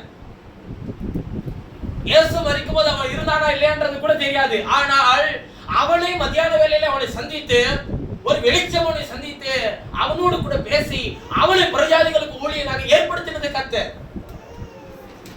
இப்ப உங்களை எதுக்கு தெரிந்தெடுத்திருக்கிறார்? இப்படி அவருடைய சித்தத்துல ஒவ்வொருத்தவங்களையும் ஒவ்வொரு விதமா தேர்ந்தெடுத்திருக்கிறாரு. இப்போ உங்க வாழ்க்கையில நடக்கிறது அவருடைய சித்தமா சித்தம் இல்லையான்றது ரெண்டாவது விஷயம் வச்சுப்போம். முதல்ல நான் எதுக்கு தேர்ந்தெடுக்கப்பட்டிருக்கிறேன்? அவருடைய சித்தத்திலே நன்மை செய்கிறதற்கா, அவருடைய சித்தத்திலே தீமை செய்கிறதற்கா? ஏசாவை வெறுத்தேன், யாக்கோபை சிநேகித்தேன். பிள்ளையை தரது அவருக்கு தானே சித்தம். அவர்கள் நல்வினை தீவினை அறியாமல் இருக்கும் போதே ஏசாவை வெறுத்து யாக்கோபை சிநேகித்தார். இப்ப ஏசாவை தெரிஞ்சுக்கிட்டது எதுக்கு? தீமைக்கு. யாக்கோபை தெரிஞ்சுக்கிட்டது எதுக்கு? நன்மைக்கு. எப்படிங்க ஒருத்தவனுடைய கிரியை வச்சுதான் நியாயம் இருக்கலாம். கர்த்தர் பிறக்கும் போதே நல்வினை தீவினை ஒன்றும் அறியாத போதே கர்த்தர் என்ன பண்ணிட்டாருங்க? அவங்களை என்ன பண்ணிட்டாரு? ஏசாவை வெறுத்துட்டா, யாக்கோபை சிநேகிச்சேன்னு கர்த்தர் சொல்றாரு. அப்பனா என்ன அர்த்தம்னா, ஆண்டவருக்கு இங்க இருந்து உன்னோட முடிவு வரை எல்லாமே தெரியும். அவரிடத்துல அநீதி கிடையாது. அவருக்கு எல்லாமே தெரியும். நம்ம எப்படி செய்ய போறோம், என்ன யோசிக்க போறோம். இப்ப நம்ம இங்க கர்த்தருடைய சமூகத்துல பரிசுத்தமா இருக்கிறோம்னு நம்ம நினைக்கிறோம். வீட்டுக்கு போனா நம்ம என்ன செய்வோம்ன்றது யார் அறிஞ்சிருப்பா? கர்த்தர் அறிஞ்சிருப்பாரு. நம்முடைய இருதயத்தின் நினைவு என்பது என்ன என்பதை அவர் அறிந்திருக்கிறார். நம்முடைய வழிகள் என்ன என்பதை அவர் அறிந்திருக்கிறார். நம்முடைய முடிவு எப்படி இருக்கும் என்பதை அவர் அறிந்திருக்கிறார். ஆனால் அவர் உன்னை தெரிந்து கொண்டிருந்தார். உன்னை நன்மைக்கா தீமைக்கா என்பதை முதலாவது அறிந்து கொள். தேவ சித்தத்திலே நன்மையும் இருக்கிறது, தீமையும் இருக்கு. நன்மை தீமை அறியத்தக்க விருட்சத்தின் கனியை வைத்தார், ஜீவ விருட்சத்தை வைத்தார். ஜனங்கள் என்னை தேர்வு செய்தார்கள். ஜீவ விருட்சத்தின் கனியவா, நன்மை தீமை அறியத்தக்க விருட்சத்தின் கனியை தேர்வு எடுத்தார்கள். அதனாலதான் ரெண்டு இருக்குன்னு நான் சொல்ல வரேன். இல்ல அவன் ஜீவ விருட்சத்தை தேர்வு செய்தா அங்க ஜீவன் மட்டும்தான் இருக்கு. நன்மை தீமை அறியத்தக்க விருட்சத்தின் கனியை அவர்கள் தேர்வு செய்ததுனாலதான் அங்கே தீமையும் இருக்குது, நன்மையும் இருக்குது.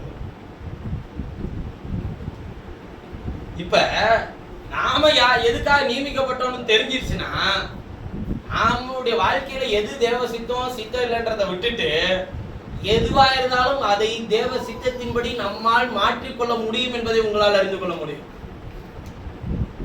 அதுதான் உங்களோட பேச பாருங்க. கர்த்தர் உங்களை எதுக்கு தேர்ந்தெடுத்திருக்கிறாரு அப்படின்றத நீங்க எப்படி அறிஞ்சிட்டீங்க பாருங்க. ஆண்டவர் உங்களை தெரிஞ்சிட்ட மெய்யான நோக்கம் என்னவா இருக்கும் அப்படின்னு கேட்டீங்கன்னா, அவரை அறியக்கூடிய அறிவை உங்களுக்கு தந்தால், அதாவது உங்களுக்கு புரியும்படிக்கு சொல்ற பாருங்க. இந்த 6 லட்சம் புருஷர்கள் வழி நடத்தினார்ல, செங்கடல்ல பிளந்து அதுக்குள்ள போன அற்புதமான காட்சியெல்லாம் அவங்க பார்த்திருப்பாங்களா இல்லையா? இந்த 6 லட்சம் புருஷர்கள் அதை பார்த்திருப்பாங்களா? பார்த்திருக்க மாட்டாங்க. நல்லா கவனிச்சுக்கோங்க. இப்ப சீனியர் யாரு? இவங்க தான். ஆனா இந்த 6 லட்சம் புருஷங்க எங்க போயிட்டாங்க? கானானுக்கு போயிட்டாங்க. இவங்க எங்க வரல? கானானுக்கு வரல. நல்லா விளங்கிக்கணும். இப்ப முந்தினவன் உள்ள போல, பிந்தினவன் உள்ள போயிட்டான். இப்ப விஷயத்துக்கு வருவோம். அற்புத அடையாளங்கள்லாம் ருசி பார்த்தவங்க இந்த 6 லட்சம் புருஷர்கள். கேட்டோன்னே கர்த்தர் வானத்திலிருந்து எல்லாம் தீட்டு வந்தார், அதெல்லாம் தந்தார். சரி ரைட்டு. இப்ப இங்க யார் கேட்டாலும் என்ன கிடைக்கல, எதுவும் கிடைக்கல அவன் நினைச்சிட்டு இருக்கிறான். இவனை காட்டிலும் இவர்கள் விசேஷித்தவர்கள். ஏனென்றால் இவர்கள் செங்கடலை தாண்டினார்கள். செங்கடலை காட்டிலும் 3-4 மடங்கு ஆபத்தானது யோர்தான். அதை ஜெயிக்கொள்ள அவர்கள் எதை விசுவாசிக்க வேண்டும்? கர்த்தருடைய வார்த்தையை மாத்திரம் விசுவாசிக்க வேண்டும். தங்களை அந்த வார்த்தையினால் சுத்திகரித்துக் கொள்ள வேண்டும். இங்க ஏதாச்சும் சுத்திகரிச்சானா? பின்னாடி எகிப்தின் சேனை துரத்திட்டு வருது.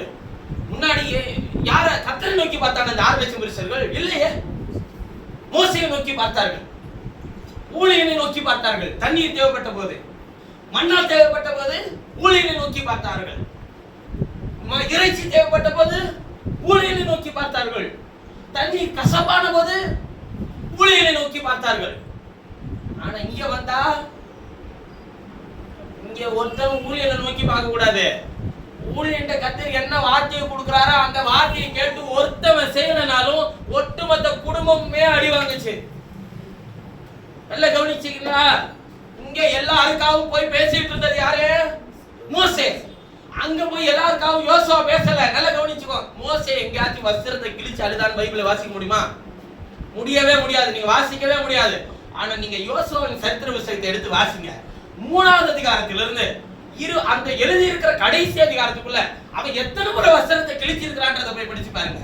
தலையில புழுதி அள்ளி போட்டுக்கிட்டு மண்ணில உருண்டு, ஆண்டவரே ஏன் இந்த ஜனங்கள் இப்படி உணர்வில்லாமல் இருக்கிறாங்க கேட்டா அவன் சொல்லிப்பான். என்ன சொல்றான் தெரியுமா? நான் மோசையோட இருந்தேன் தெரியுமா, அந்த அற்புதத்தை எல்லாம் பார்த்தேன் தெரியுமா.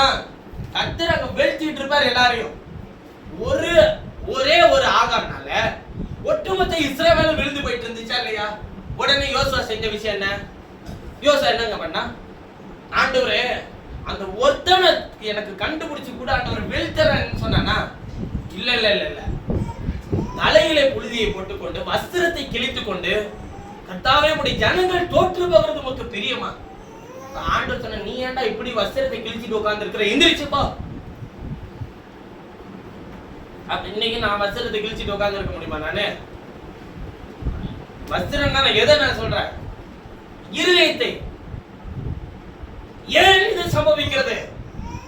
கர்த்தர் சொன்னாரு, தேவனுடைய சித்தத்தின் பாதையில நடந்து போறவனுக்கு எப்படி தீமை நேரிடும்? இவன் எதை போய் எதையோ ஒண்ணுல கை வச்சிருக்கிறான். நான் சொல்லாததை அவன் செஞ்சிருக்கிறான். ஆயிப்பட்டணத்துல ஒருத்தன் எதையும் எடுத்துட்டு வராத எல்லாத்தையும் அழிச்சிட்டு வானா, இவன் போய் எதை எடுத்துட்டு வராங்க? பாபிலோனிய சால்வ, விலையுறந்த தங்கத்தை எடுத்துக்கொண்டு வந்து எங்க பாய்ச்சி வைக்கிறான்? தன்னுடைய வீட்டின் அடியில, தன்னுடைய கூடாரத்துக்கு கீழே பாய்ச்சி வைக்கிறான். தேவ சித்தத்துல தானே போயிட்டு இருக்கிறான். எல்லாருமே போயிட்டு இருக்கிறவன் ஒருத்தவன் மீறி தேவன் சொல்லாத ஒன்றை செய்தால், அதை தனக்குள்ளே மறைத்து வைத்திருந்தால் ஒட்டுமொத்த குடும்பத்தையும் அடித்தார் இஸ்ரவேலர்களை. அதனாலதான் புதிய ஏற்பாட்டில் வரும்போது என்ன சொன்னார்னா, ஒரு அவையும் பாடுபட்டால் எல்லா அவைகளும் பாடுபடும், ஒரு அவையை மகிமைப்பட்டால் எல்லா அவைகளும் சந்தோஷப்படுன்றார். அந்த ஒரு உணர்வே இப்ப கிறிஸ்தவ சமுதாயத்துக்குள்ள இல்லவே இல்லையே. ஒண்ணு இல்லைங்க. இப்ப நான் ஒரு பிராண்டை உருவாக்குறேன்னு வச்சுக்கோங்க. அதாவது ஒரே பிரைரோஸ்னு ஒரு பிராண்டை உருவாக்கிட்டேன்னு வச்சுக்கோங்க. இப்ப நம்ம எல்லாரும் ஒரே குடும்பம். இந்த குடும்பத்துக்கு வெளில இருக்கிறவங்கள பத்தி நமக்கு என்னவே இல்லை, கவலை கிடையாது. ஏன்னா அவன் எந்த சர்ச்சி இல்ல, நம்ம சர்ச்சி இல்ல. நல்ல வேலைங்க. அவன் எந்த சர்ச்சி இல்ல, நம்ம சர்ச்சி. நம்ம சர்ச்சி நம்ம தான் உருவாக்கிக்கணும், நம்ம தான் நிறைந்து போகணும். புரியுதுங்களா? எல்லாரும் இப்ப இது தேவ சித்தமா திட்டமா நோக்கமான்றது நல்ல விளங்கிக்கோங்களேன். ஒவ்வொரு பெயர் பலகைக்கு பின்பாகும் ஒவ்வொரு நபரையும் பிரிச்சுக்கிட்டும், ஒவ்வொரு கொள்கையை வச்சுக்கிட்டும் கிறிஸ்தவர்களாய் வாழ முடியுமா, அல்லது கிறிஸ்துவை பிரதிபலிக்க முடியுமா, அல்லது அந்த சர்ச்சினுடைய கொள்கையை பிரதிபலிக்க முடியுமா? நிச்சயமா சொல்றேன், நீங்க இந்த சர்ச்சோட கொள்கையை தான் கடைபிடிக்க முடியும். நான் சொல்லுகிறேன், இது பிராண்டே கிடையாது. இந்த சர்ச் இது இந்த ஊர்ல எங்கெங்க இடம் இந்த உங்க சர்ச்சி இருக்குன்னு கேட்டா ஒரு ஐடென்டிபிகேஷனுக்கு தான் இந்த பேர் வச்சிருக்கிறாங்க. இந்த பிராண்ட் நாங்க யாருக்கெல்லாம் போய் எங்கேயும் சொல்ல, நான் கிறிஸ்தவன், நான் ஆண்டவருடைய பிள்ளை, ஆதி அப்போஸ்தலர்கள். அதனாலதான் இந்த பிராண்ட் வைக்கிற சர்ச்சை உருவாக்கல பாருங்க. வீட்டுக்கு தோறும் அப்ப மாட்டாங்க. அப்போஸ்தலருடைய உபதேசத்திலும் அந்நியத்திலும் அப்பம் வைக்கிறதுல உறுதியா தரித்திருந்தார். தனித்தனி கொள்கை. அப்போஸ்தலன் பேதுரு பேசுற விஷயத்தை பவுல் அப்போஸ்தலன் கடிந்து கொள்றாரு. என்ன சொல்றாரு? பிரசங்கிக்கிறோம் நம்ம எல்லாரும் சேர்ந்து, புறஜாதியும் இல்ல யூதனும் இல்லைன்னு சொல்றோம். பேதுரு என்ன பண்ணிட்டாருன்னா, யூதர்கள் எல்லாம் உட்காரும் போது போய் உட்காந்துட்டான் சாப்பிடறதுக்கு. சின்ன விஷயம் தான். யூதர்லாம் உட்காரும் போது கூட்டத்தோட கூட்டமா போய் உட்காந்துட்டாரு பேதுருவும். ஏன்னா புறஜாதியோட உட்காந்தா யூதர்லாம் என்ன சொல்லிடுவானா, என்ன நம்மால நீ யாரோட உட்காந்து சோறு திங்கிற, யூதனோட உட்காந்து சோறு சாப்பிடுற அப்படின்னு சொல்லிடுவானா. அதனால போய் உட்காந்துட்டாரு. இத பார்த்த அப்போஸ்தலனாகிய பவுல் எங்க வந்து போனாருன்னு தெரியல, பார்த்துட்டாரு. பேதுருவை முகமுகமா எதுக்குறாரு. புறஜாதிக்கு யாரு வேலைக்காரன்? நீ அவனையும் எல்லாரையோட உட்காந்து தானே நீ சாப்பிடணும். பாருங்களேன். அப்ப அவன் சொல்லிருக்கலாம், பேதுரு சொல்லிருக்கலாம், கடல் மேல நீ நடத்தியா? இயேசுவை நீ பார்த்திருக்கியா? அவன் எப்படிப்பட்ட அற்புதங்களை செய்திருக்கிறான் நீ பார்த்திருக்கியா?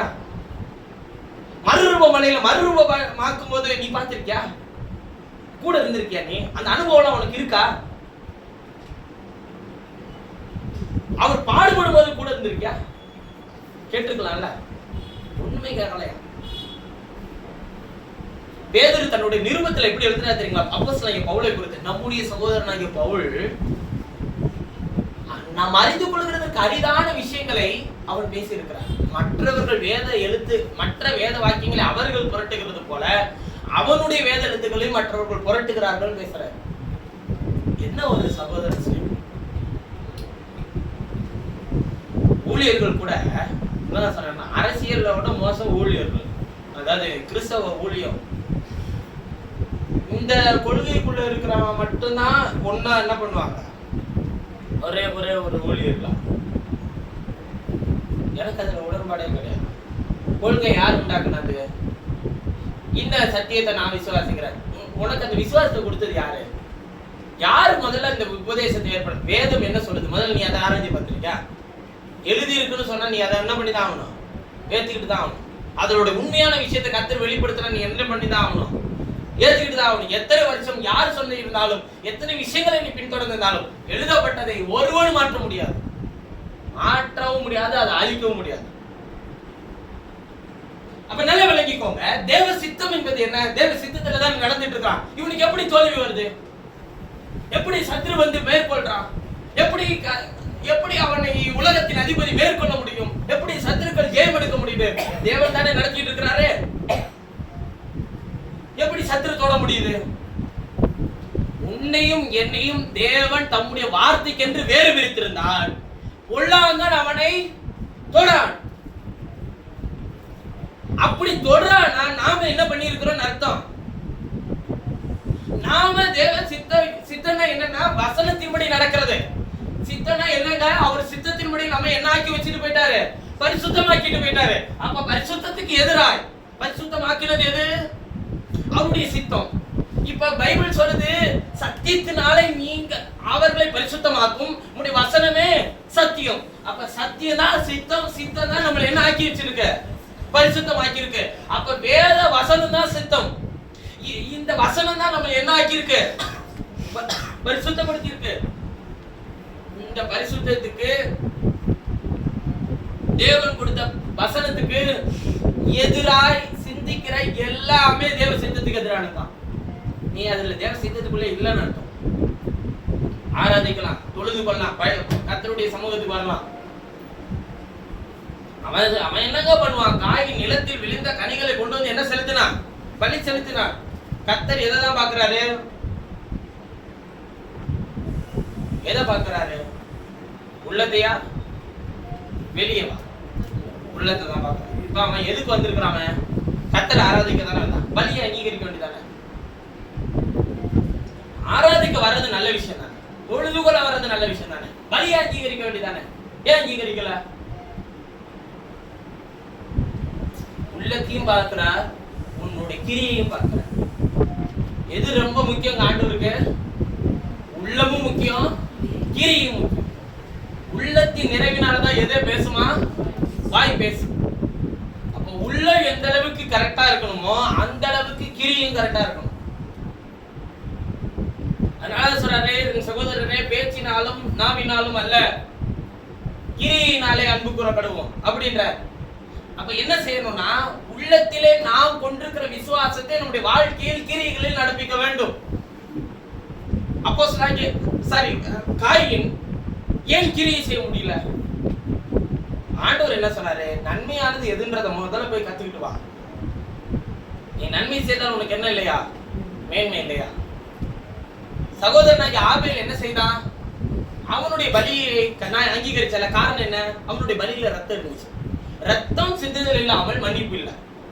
நீ நல்ல இருதயத்தோட சமூகத்துக்கு வந்திருக்கலாம், ஆனா செய்யற கிரியை நீ எதை வேணாலும் பலி செலுத்த பலிபடுத்தி கொண்டு வர முடியாது. நான் என்ன சொல்லியிருக்கேன்னு அதான் செய்ய முடியும். உடன்படிக்கை பெட்டியை தூக்கிட்டு வரதை கர்த்தருக்கு பிரியமா பிரியம் இல்லையா? சத்ருவோட இடத்துல இருந்து சத்ரு உடன்படிக்கை பெட்டியை தூக்கிட்டு போயிட்டாங்க பெலிஸ்தியர்கள். அவன்கிட்ட இருந்து மீட்டு கொண்டு வருகிற வேலை செய்யறது நல்லதா நல்லது இல்லையா? நல்ல விஷயம். அதை உடன்படிக்கை பெட்டியை தூக்கிட்டு வந்தது யாரு? தாவீது. ஆனால் உடன்படிக்கை பெட்டி தவறி கீழே விழும்போது ஊசா கையை நீட்டி அதை பெட்டியை பிடிக்க போகிறான். கர்த்தர் அவனை அங்கே அடித்தார். அவனை அங்க செத்து போயிட்டான். உடனே தாவீது என்ன பண்ண தெரியுமா? இதுக்கு மேல இந்த உடன்படிக்கை பெட்டி அசைக்கவே வேணாம், தூக்கி கொண்டு போய் ஓபேத்ஏதோமுடைய வீட்டுல வச்சுட்டு, அவனு ஒரு பெலிஸ்தீன் வீடு, அதுல வச்சுட்டு முதல்ல போய் உடன்படிக்கை பெட்டி ஏன் கர்த்தர் அடிச்சாருன்றத போய் தேட ஆரம்பிச்சான். ஆசாரியர்களை வரவழைச்சான். எப்படி அதை கொண்டு போனோம்? உடன்படிக்கை பெட்டிய மாட்டு வண்டியில வச்சு கொண்டு போனான். உடன்படிக்கை பெட்டி மாட்டு வண்டியில வச்சு கொண்டு போக வேண்டிய பொருள் அது இல்ல. நியாயப்பிரமாணத்தின் சட்டத்தில் என்ன சொல்லப்பட்டிருக்கு? உடன்படிக்கை பெட்டி தோளில் சுமக்கப்பட வேண்டும். கோகாத் புத்திரர், அதாவது லேவியினுடைய பிள்ளைகள், கோகாத் தனி கோத்திரங்களா இருந்தது புத்திரர்கள், உடன்படிக்கை பெட்டியை தோளில் சுமக்கணும். மாட்டு வண்டி எதுக்கு கொடுத்தாரு தெரியுமா? கர்த்தர் 4 வண்டி 8 மாடை கொடுத்தாரு வெளிப்பிரகாரத்தின் பனிமுட்டுகளை தூக்குறதுக்கு. 4 மாடு 2 வண்டியை கொடுத்தாரு உள் பிரகாரத்தின் பனிமுட்டுகளை தூக்குறதுக்கு. ஆனால் கோகாத் புத்திரருக்கு மாடும் கிடையாது, வண்டியும் கிடையாது. உடன்படிக்கை பெட்டியை தங்கள் தோளின் மேல் சுமக்கணும். இப்ப இதெல்லாத்தையும் படிச்சுட்டு வந்தான். படிச்சுட்டு வந்ததுக்கு அப்புறம் ஓபேத்ஏதோமுடைய வீட்டுல இருந்து பெட்டியை தோல் மேல வச்சு தூக்கிட்டு போனான். கர்த்தர் ஒருத்தனை அடைக்கல. தேவ சித்தன்றது என்ன நீங்க நினைச்சிட்டீங்க? நன்மை நடந்தாதான் இல்ல, தீமை நடந்தாதான் இல்ல. நாம் தேவ சித்தத்தை தேவன் நமக்கு வெளிப்படுத்தி தரலனா நம்மால் தேவ சித்தத்தை செய்ய முடியாது. நான் சொல்ற செய்தி புரியுதா? எது தேவ சித்தம், உன் வாழ்க்கையில் நடக்கிற பிரச்சனை சரியா தவறா, எது தேவ சித்தமா தேவ சித்தம் இல்லையா அப்படின்றதெல்லாம் நீ டிசைட் பண்ணவே முடியாது.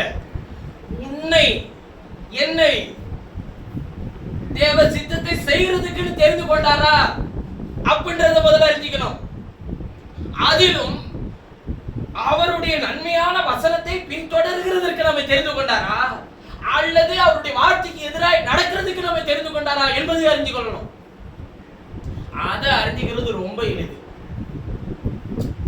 வசனத்தை அறிகிறேன் என்று சொல்லி அதன்படி நடக்காதவன் அவர் வார்த்தைக்கு எதிராக நடக்க அவனை கத்த தெரிந்து கொண்டிருக்கிறார். வசனத்தை அறிந்து அவனை அந்த வார்த்தையின்படி செய்ய வைக்க வல்லவராய் இருக்கிற அவன் அந்த வார்த்தையை விட்டு வழி விலக செய்ய மாட்டார். அவனை திருப்பி திருப்பி கொண்டு வந்துட்டே இருப்பார். வா, வீட்டுக்குள்ள இருந்தவன் தானே தகப்பனுடைய எல்லாத்தையும் இழந்து போனான். பண்ணி தவிட்ட தின்னவன் இழந்து போனானா? ஆசை இழந்து போனான். ஆனா மீண்டும் தகப்பனுடைய உரிமைக்கு உள்ள வந்தான். அதானே இல்லையா? இப்ப இதுல எது தேவ சித்தத்தை எவன் செஞ்சது சொல்லுங்க பார்க்கலாம். அப்ப நம்ம செய்யறதெல்லாம் செஞ்சுட்டு அப்புறமேட்டு தகப்பன்ட்ட வந்தானா கர்த்தர் எங்கேயும் இருப்பாரு தானே பிரதர்? அவன் மேல தேவ சித்தம் இருந்ததுனாலதான் அவன் திரும்பி வந்தான். மறுதளிக்கிறது பெரிய பாவமா, காட்டி கொடுக்கிறது பாவமா? காட்டி கொடுக்கிறது பாவமா, மறுதளிக்கிறது பாவமா? உங்கள்கிட்ட கேள்வி. உங்க முன்னாடி வந்து நீ என்னோட உன்னை யாருமே தெரியாது எனக்கு, உன்னை நம்பி அவனை கூட்டிட்டு போறீங்கன்னு வச்சுக்கோங்க. ஒரு கூட்டத்திற்கு கூட்டி போய் நாங்க எனக்கு எல்லாமே அப்படின்னு சொல்றீங்க. அவன் சொல்றான் திடீர்னு, நீ யாரு, நீ யாருன்னு எனக்கு தெரியாது அப்படின்னு சொல்றவனை பார்த்து நீங்க அதுக்கப்புறம் மூஞ்சில முழிப்பீங்களா? நீங்க தூசிக்கிறான்னு வச்சுக்கோங்க. நீ செஞ்சதுக்கு நீ அனுபவிக்கிற என்னையே கூப்பிட்டு வந்த அப்படின்னு கேட்டான்னு வச்சுக்கோங்க. நீங்க என்ன பண்ணுவீங்க? தாண்டா துரோகி, என்னை எப்படி பண்ணான்னு தெரியுமா அவன், பாப்பீங்களா நீங்க அவனை? மறைமுகமா பின்னாடி போய் இந்த பாரு அங்க ஒருத்தவன் இந்த பண்ணிட்டு இருக்கிறான் அப்படின்னு அவன் கம்ப்ளைண்ட் அவன் போயிட்டான். யாருமே நமக்கு தெரியாது. கடைசியா தெரிய வருது. அவனை கூட சரி அவன் தெரியாம வேண்டாம் விடு அப்படின்றோம். ஊட்டிட்டு கூடயே போயிட்டு ஒருத்தவன் இப்படி பேசுறான்னா நீங்க அவனை என்ன சொல்லுவீங்க? இப்ப இது ரெண்டுல எது பெருசா உங்க பார்வைக்கு தெரியுது? மறுதளிக்கிறதா காட்டி கொடுக்கிறதா? மறுதளிக்கிறது. அவரை கடிந்து கொள்ளவும் தூசிக்கும் தொடங்கினான்னு எழுதியிருக்குங்க. இயேசு திரும்பி பார்க்கிறார். சேவல் 3வது முறை கூவுது. மனம் கசந்ததுதான். வெளியே போய் உடஞ்சி போயிருப்பாங்க. அதனாலதான் அவன் வந்தான். பகவியான மனுஷன், என்னை விட்டு போயிடுறீங்க, எதுக்கு என்னை தேடி வர அப்படின்னு சொல்லி கேட்டாங்க. யூதாஸ் காரியத்து ஏன் வரல தெரியுமா? அவனுக்கு திரும்பி வரக்கூடிய காரியமே கிடையாது அவனுக்குள்ள. அந்த திரும்புதல் என்கிற ஒரு விஷயமே அவனுக்குள்ள இல்லவே இல்லை. அத நீ எப்படி உருவாக்க முடியாதுன்னா ஆர்டிபிஷியலா உருவாக்க முடியாது. அதான் சொல்றேன்ல, இந்த பிள்ளைகளா இருக்கட்டும் நீங்களா இருக்கட்டும், உங்களுக்குள்ளே கர்த்தர் ஒரு குணாதிசயத்தை வச்சிருப்பாரு பாருங்க. அது அது அது நீங்க கொடுத்தது இல்ல, அது உங்க பெற்றோர்கள் கொடுத்தது இல்ல, தேவன் கொடுத்த ஒரு தீர்மானம். எதை நீங்க உள்ள பெறீங்களோ அதுதாங்க கிரியைகளை நடப்பிக்க முடியும். நீங்க எதை உள்ள கொடுக்கறீங்களோ அதை உங்கள் பிள்ளைகள் வெளிக்காட்டுகிறதுக்கான சரியான தருணம் வரும். எவ்வளவுதான் நல்ல ஃபுட்டை கொடுத்துக்கிட்டே இருந்தாலும் அவன் உள்ளத்துக்குள்ள கொடுக்குற ஃபுட்டை உங்களால கொடுக்க முடியாது. உங்களுக்கு நான் சொல்றது புரியுதா இல்லைங்களா? நீங்க சரீரத்தை வளர்க்க நீங்க என்னத்தனாலும் திணிச்சிடலாம், தண்ணி போட்டு முழுங்கடான்னு சொல்லிடலாம். ஆனா அவன் ஆத்மாவுக்குள்ள அவன் சரிப்படுத்த வேண்டிய பொறுப்பு யாருடையது? அவனுக்குள்ள அதை கத்தர் வைக்கணும்னு நினைக்கலன்னா நீயும் நானும் தலைகளை தான் நடந்துட்டே ஒரு 200 கிலோமீட்டர் வர வேண்டவரே அவனை மாத்திரனா என்ன பண்ண மாட்டாரு? ஒருத்தனால் முடியாது. அதனாலதான் அவர் சொல்றாரு யாக்கோபுல எழுதும் போது, உங்கள் உள்ளத்தில் நாட்டப்பட்டதாயும் ஆத்மாவே ரட்சிக்க வல்லமை உள்ளதாயும் இருக்கிற வசனத்தை சாந்தமாய் ஏற்றுக்கொள்ளுங்கள். அந்த ஏற்றுக்கொள்ளக்கூடிய குணாதிசயத்தை ஒண்ணு வச்சிருக்கிறாரு பாருங்களேன், அது கர்த்தர் தந்தது. நீ உனக்குள்ள யாரோ கொடுத்தது இல்ல, உன் தாய் தகப்பனார் கொடுத்தது இல்ல, அது கர்த்தர் கொடுத்தது. இது கர்த்தருடைய சத்தம் என்கிறதை கேட்கக்கூடிய இருதயத்தை கர்த்தர் உனக்கு தந்திருக்கணும். அது காயினுக்கு கிடையாதுங்க. அவன் காயின் கர்த்தரை பார்த்து என்ன கேட்டான்? அவனுக்கு நான் காவலாளியோ. எப்படி பேசுறான் பார்த்துக்கோங்க. அவன் எப்படி பேசுறான்? நான் காவலாளியோ. ஆபேலுடைய ரத்தம் என்னை நோக்கி கூப்பிட்டது. அப்புறமேட்டு அப்படியே பம்புறான், ஆண்டவரே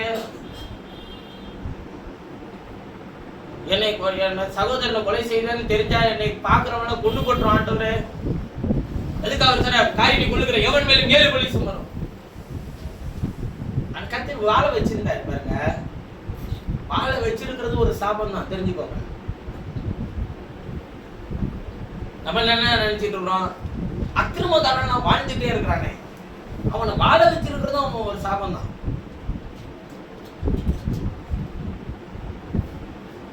இங்க தேவன் இடத்துல எந்த மனுஷனுக்கும் பாரபட்சமே கிடையாது. நீதிமான் துன்மார்க்கன் தன்மார்க்கன் ஒருத்தனுமே அப்படி பாக்குறது இல்ல. நீதிமானா மாத்துறது கர்த்தர் உங்களை எண்ணியும். வசனத்தை பேசும்போது உங்களை புரிஞ்சுக்க வைக்கிறாரு பாருங்களேன். இதுக்குதான் உங்களை அழைச்சிருக்கிறாரு, இதுக்குதான் உங்களை தெரிஞ்சிருக்கிறாரு. ஆனா யூதாஸ் காரியத்தால ஒரு நாள் வசனத்தை டிரான்ஸ்லேஷனே பண்ணாலும் அவனால் விளங்கிக் கொள்ள முடியல. சொல்லட்டுமா உங்களுக்கு அவனால் விளங்கிக் கொள்ள முடியலன்றத? ஒருத்தி வந்து வெள்ளைக்கல் பரணியை எடுத்து உடைத்து அவர் அலையிலிருந்து பாத வரையில் ஊற்றி கழுவினார். கண்ணீரினால் பாதத்தை கழுவினார், கூந்தலினால் துடைத்தார். யூதாஸ் காரியத்தை அங்கதாங்க வாயை திறந்தான். என்ன சொன்னா சொல்லுங்க பார்க்கலாம். இதை விற்று தரித்திரருக்கு கொடுத்திருந்தால் 300 பணத்துக்கு கிடைச்சிருக்குமே. விளங்கிக்க முடியாதவனால் இப்ப புரிஞ்சிச்சா உங்களை எதுக்கு தெரிஞ்சிருக்கிறாருன்னு? உன் வாழ்க்கையில சித்தமா சித்தல இதெல்லாம் விட்டு ஓரமா வைக்க. முதல்ல ஒன்ன எதுக்கு தெரிஞ்சிருக்கிறாரு அப்புறம் பார்ப்போம். உங்களை எதுக்கு தெரிஞ்சிருக்கிறான்னு தெரிஞ்சிச்சா? யூதாஸ் காரியத்தால் விளங்கிக்கவே முடியல. இயேசு சொல்றாரு, தரித்திரர் எப்பொழுது உங்களிடத்துல இருக்கிறார்கள், நான் உங்களிடத்திலே. இவள் இந்த செய்த காரியம் என்னை அடக்கம் பண்ணப்படுவதற்கு எத்தனமா இருக்கிறது. யூதாஸ் காரியத்தால் அது விளங்க முடிஞ்சா? முடியலையே. உங்களில் ஒருவன் என்னை காட்டி கொடுப்பான். பேதுரு அடிச்சுக்கிறான், நான் ஆண்டவரே, இவன் ஆண்டவரே, அவன் ஆண்டவரே. குற்றமுள்ள நெஞ்சு எவனா இருப்பான், உன்னை போட்டு தள்ளிடலான்னு அவனுடைய ஆசை. ஆனா நல்லா விளங்கிக்கோங்க, துணிக்கை தோய்த்து கொடுக்கிறவனே என்னை காட்டி கொடுப்பான். துணிக்கை தோய்ச்சி யூதாஸ் காரியத்தை கொடுத்துட்டார். துணிக்கை தோய்க்கிறதுனா என்ன? அப்பத்தை ரசத்திலே தோய்த்து அவனுக்கு கொடுத்தார். உடனே பிசாசு பொல்லாங்கன் யூதாசுக்குள்ளே போனான். யூதாசு பொல்லாங்கன் அல்ல, பொல்லாங்கன் யூதாசுக்குள்ளே போனான். இந்த உலகத்தில் பிறக்கிற எல்லா மனுஷரையும் கர்த்தர் தான் தோற்றுவிக்கிறது. பொல்லாங்கன் யாருக்குள் இருக்கிறானோ அவன் பொல்லாங்கான கிரியைகளை மட்டுமே நடப்பிப்பான். அவனால் ஒரு நாள் தேவ கிரியை செய்யவும் முடியாது, தேவனுடைய கிரியை என்னது என்பதை விளங்கிக் கொள்ளவும் முடியாது. இப்ப பிசாசு தேவ பிள்ளைகளை வஞ்சிக்கிறதுக்கு அவன் என்ன பண்ணிட்டான்? தேவ சித்தத்தை தெரிஞ்சுக்கணுமா? இங்க வா, ஜோம் பண்ணி கேளு. தாவீதுக்கு முசுக்கொட்டை செடிக்கு மேல ஒரு இறைச்சியின் சத்தம் கேட்டுச்சுல, அந்த சத்தம் கேட்டோடனே நீ என்ன பண்ண யுத்தம் பண்ண போனார். ஒரிஜினலா போய் படிச்சு பாருங்க, நல்லா படிச்சு பாருங்க, அந்த அதிகாரம் முழுசு வாசிச்சு பாருங்க. அவன் யாரோடு யுத்தம் பண்ண போனான் தெரியுமா உங்களுக்கு? முசுக்கட்டை செடிகளுடைய இறைச்சல். கர்த்தர் உனக்கு முன்னாடி போயிட்டார். இது எப்படி நிறைய பேர் தவறா புரிஞ்சுக்கிறாங்கன்னா, கர்த்தர் போகும்போது ஒரு இறைச்சல் உண்டாயிருக்கும், அதனால கர்த்தர் வந்துட்டாருன்னு தெரிஞ்சு தாவீது யுத்தத்துக்கு போனாரு நிறைய பேர் நினைச்சிட்டு இருக்கிறான். தவறு. யுத்தத்துக்கு வர்றதனுடைய அதிர்வு சத்தம் கேட்டுச்சுனாலே செடிகள் என்ன பண்ணுமா? அந்த முசுக்கட்டை செடி தான் உனக்கு ஒரு அடையாளம். அவன் வந்துட்டான், அப்ப நான் உன்கிட்ட இருக்கிறேன், உன்னோட இருக்கிறேன், உனக்குள்ள வாசம் பண்ற, நீ யுத்தம் பண்ணு. கோலியாத்தை ஜெயங்கொள்ள கர்த்தர்கிட்ட போய் கேட்டுட்டு போனானா, ஆண்டவரே நான் கோலியாத்தை ஜெயிக்கலாமா வேண்டாமா, எனக்கு நீர் ஒரு உத்தரவு கொடும் கேட்டானா? எது போதுங்க கோலியாத்தை ஜெயிக்க? அவன் தான் எதிராளின்னு எப்படி தாவீது கண்டுபிடிச்சிட்டான்? யார தூசிக்கிறான்? தேவனை தூசிக்கிறான், இஸ்ரவேலின் தேவனை தூசிக்கிறான். வேடிக்கை பார்க்கறதெல்லாம் இவன் இஸ்ரவேலின் ராஜா, இஸ்ரவேலின் சேனை வேடிக்கை பார்த்துட்டு இருக்கு. அபிஷேகம் பண்ணப்பட்டவனால் என்ன பண்ணவே முடியல, தாங்கிக்க முடியல. போய் சொல்றான், சவுல்கிட்ட கேட்கிறான், எனக்கு உத்தரவு மட்டும் கூடிய, நான் போய் என்ன பண்றேன், அவன் கொண்டு போட்டு வரேன், என்கிட்ட பேலன் இருக்கா, அறிவு இருக்கா, திறமை இருக்கா, அவனை எதிர்க்கிற அளவுக்கு சக்தி இருக்கா, அதெல்லாம் எதுவும் தேவையில்ல. அவன் எப்படி தேவனை தூசிக்கிறான்? எப்படி அதுக்கு நான் இடம் கொடுக்க முடியும்? செத்தாலும் பரவாயில்ல, அவன் நான் கொண்டுட்டு தானே சாவன் போறேன் கேட்கிறான். உடனே இவரு யாரு, சவுல் எல்லா ஆயுதங்களையும் அவனுக்கு போட்டு விட்டு போ யுத்தம் பண்ணு. ஜெயிச்சானா? ஆயுதங்களை போட்டுட்டு போய் அவனால ஜெயிக்க முடியாதுன்றத தெரிஞ்சு நடந்து பார்த்தா, இதெல்லாம் எனக்கு அபியாசம் இல்ல, நீ உத்தரவு மட்டும் கூடியா. போனா உலகளை எடுத்துக்கிட்டான் வழக்கம் போல. அவன் சவுல்கிட்ட சொன்ன விஷயம் என்ன தெரியுமா? என் நாடுகளை ஒரு முறை சிங்கம் கடிக்க வந்தது, சிங்கத்தின் வாயை இரண்டாக கிழித்து போட்டேன். கரடி ஒரு முறை நாடுகளை பிடித்தது, அதன் வாயிலிருந்து என் ஆட்டுக்குட்டிகளை மீட்டு கொண்டேன். என்ன, அவன் ஒரு ரட்சகனாக நான் என் நாடுகளுக்கு நான் எப்படி இருந்தேன் என்பதை காண்பிக்கிறான். அங்கே ஒரு ராஜாவாக, இஸ்ரவேலை காப்பாற்றுகிற ஒரு ராஜாவாக அவன் தன்னை காண்பிக்கிறான். அது தாவீது அல்ல, தாவீது கூட இருந்த கிறிஸ்துவை செய்ய வைத்தார். தேவ சித்தத்தை வெளியே வைத்தாடா, தேவ சித்தம் உனக்குள்ள இருக்க.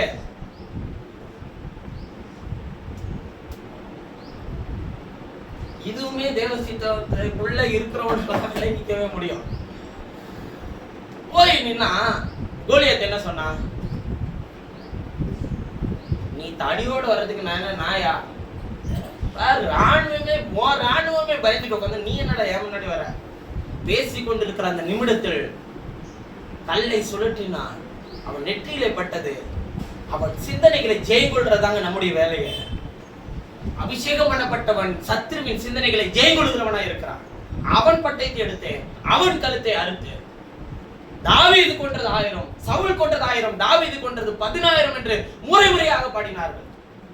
அதுக்கு தேவை அவனுக்கு என்ன வேணும்? எது இருந்தா போதும்? தேவனால் பெற்ற அபிஷேகமும் பலனும் இருந்தால் போதும். நல்ல மத்தியான வேளையில நீங்களும் நானும் அறிந்து கொள்ள வேண்டிய ஒரே ஒரு காரியம், இது சித்தமா, அது சித்தம் இல்லையா, இது சரியா, அது தவறா? நீ கர்த்தரால் அபிஷேகம் பண்ணப்பட்டவன் தானே, நீ கர்த்தருடைய வார்த்தையை பெற்றவன் தானே. கர்த்தருடைய வசனத்தை கேட்கும் போது உனக்கு விளங்குது இல்லையா? கர்த்தருடைய வசனம் இன்னது என்பதை, இதுதான் நடத்தும் என்பதை உங்களுக்கு போதிக்கிறது இல்லையா? அதை பெற்றவ போய் யார்கிட்ட கேட்க கூடாது. இது சித்தமா, நான் பாருங்க போலாமா வேணாமா, நான் இந்த வேலை செய்யலாமா வேணாமா, நான் இந்த தொழில ஆரம்பிக்கலாமா வேணாமா? தோல்வி வந்துருச்சு பிரதர். இப்ப கர்த்தருக்கு சித்தம் இல்லாம ஒருவேளை இந்த காரியத்தை ஆரம்பிச்சிட்டனோ நஷ்டம் வந்துருச்சு பிரதர். மறுபடியும் என்ன பண்ண? ஈசாக்கு துறவு தோணான்ல, தோல்வி வந்துச்சுல்ல, மறுபடியும் ஈசாக்கு என்ன பண்ணா? துறவு தோணான்ல. கர்த்தர் யாரோட இருந்தாரு? தோல்வி வந்தாலும் அவனோட இருந்தாரா? ஜெயம் வந்தாலும் கர்த்தர் அவனோட இருந்தாரா? உன்னோட இருக்கிறாரா? அவ்வளவுதான். அவன் செய்கிற காரியம் எல்லாம் வைக்கும். நீ செய்கிற காரியம் எல்லா, அந்த காரியத்தை செய்ய வைக்கவே காரிய தரிசி, காரிய கத்தா யாரு எங்க இருக்கிறாரு? உனக்குள்ள வச்சிருக்கிற. எப்படி இது சரியா? இதுதான் இஸ்ரவேல் ராஜாலாம் செய்த தவறு. என்ன தெரியுமா? இவன் இது தேவ சித்தமா தேவ சித்தம் இல்லையான்னு உடனே யார கேட்டுருவான்னா ஒரு குறிகாரன்ட்ட போய் கேட்க ஆரம்பிச்சிருவான். எலியா எதிர்பட்டு சொல்றான், இஸ்ரவேல் ராஜா கட்டில இருந்து இறங்க மாட்டான்னு போய் கர்த்தர் சொல்றான்னு சொல்லி, இஸ்ரவேல் இல்ல, ராஜா இல்லை, தேவன் இல்லை என்ற அவன் போய் குறிகாரத்துல விசாரிக்க போனா, இன்னைக்கு நம்ம நிறைய பேர்கிட்ட இருக்கிற பெரிய பிரச்சனை என்ன தெரியுமா? ஏன் இந்த குறைவு? வீடு சேரலையா? ஏன் இந்த குறைவு? நான் தெரியலையா? ஏன் இந்த குறைவு? சுத்தி இருக்கிறவங்க சேரலையா? ஏன் இந்த குறைவு? என் பிள்ளை தெரியலையா? ஏன் இந்த குறைவு? ஒரு குறைவும் இல்ல. நிறைவானவர் உன் கூட இருக்கிறாரான்னு மட்டும் நிதானிச்சுக்க. நான் அவருக்குள்ள இருக்கிறேன்னா அவர் எனக்குள்ள இருக்கிறாரா? உன்னால சித்தத்துக்கு மீறி செய்யவே முடியாது. தேவன் உன்னை தினந்தோறும் ஒவ்வொரு நாளும் அவருடைய வசனத்தின்படி நடத்த அவர் நல்லவரும் வல்லவருமாக இருக்கிறார். அவரை நம்புகிற ஒருவர் மேலும் எது சுமராது? குற்றம் சுமராது. ஏன் பயப்படுறீங்க? ஏன் யோசிக்கிறீங்க? சீட்டு குலுக்கி போடுவோமா? சித்தம் எதுங்க? சீட்டு குலுக்கி அப்புறம் வேற என்னெல்லாம் செய்வோம்? சித்தத்தை அறியா? வெள்ளிக்கிழமை உபவாசிச்சு ஜோம் பண்ணி கேட்போமா சித்தம் எதுன்றது? அதுவும் இன்னும் கொடுமைன்னு என்ன தெரியுமா? உனக்கு என்ன நடக்க போகுதுன்றது எனக்கு சொல்லணும்னு நீ எதிர்பார்க்கறது.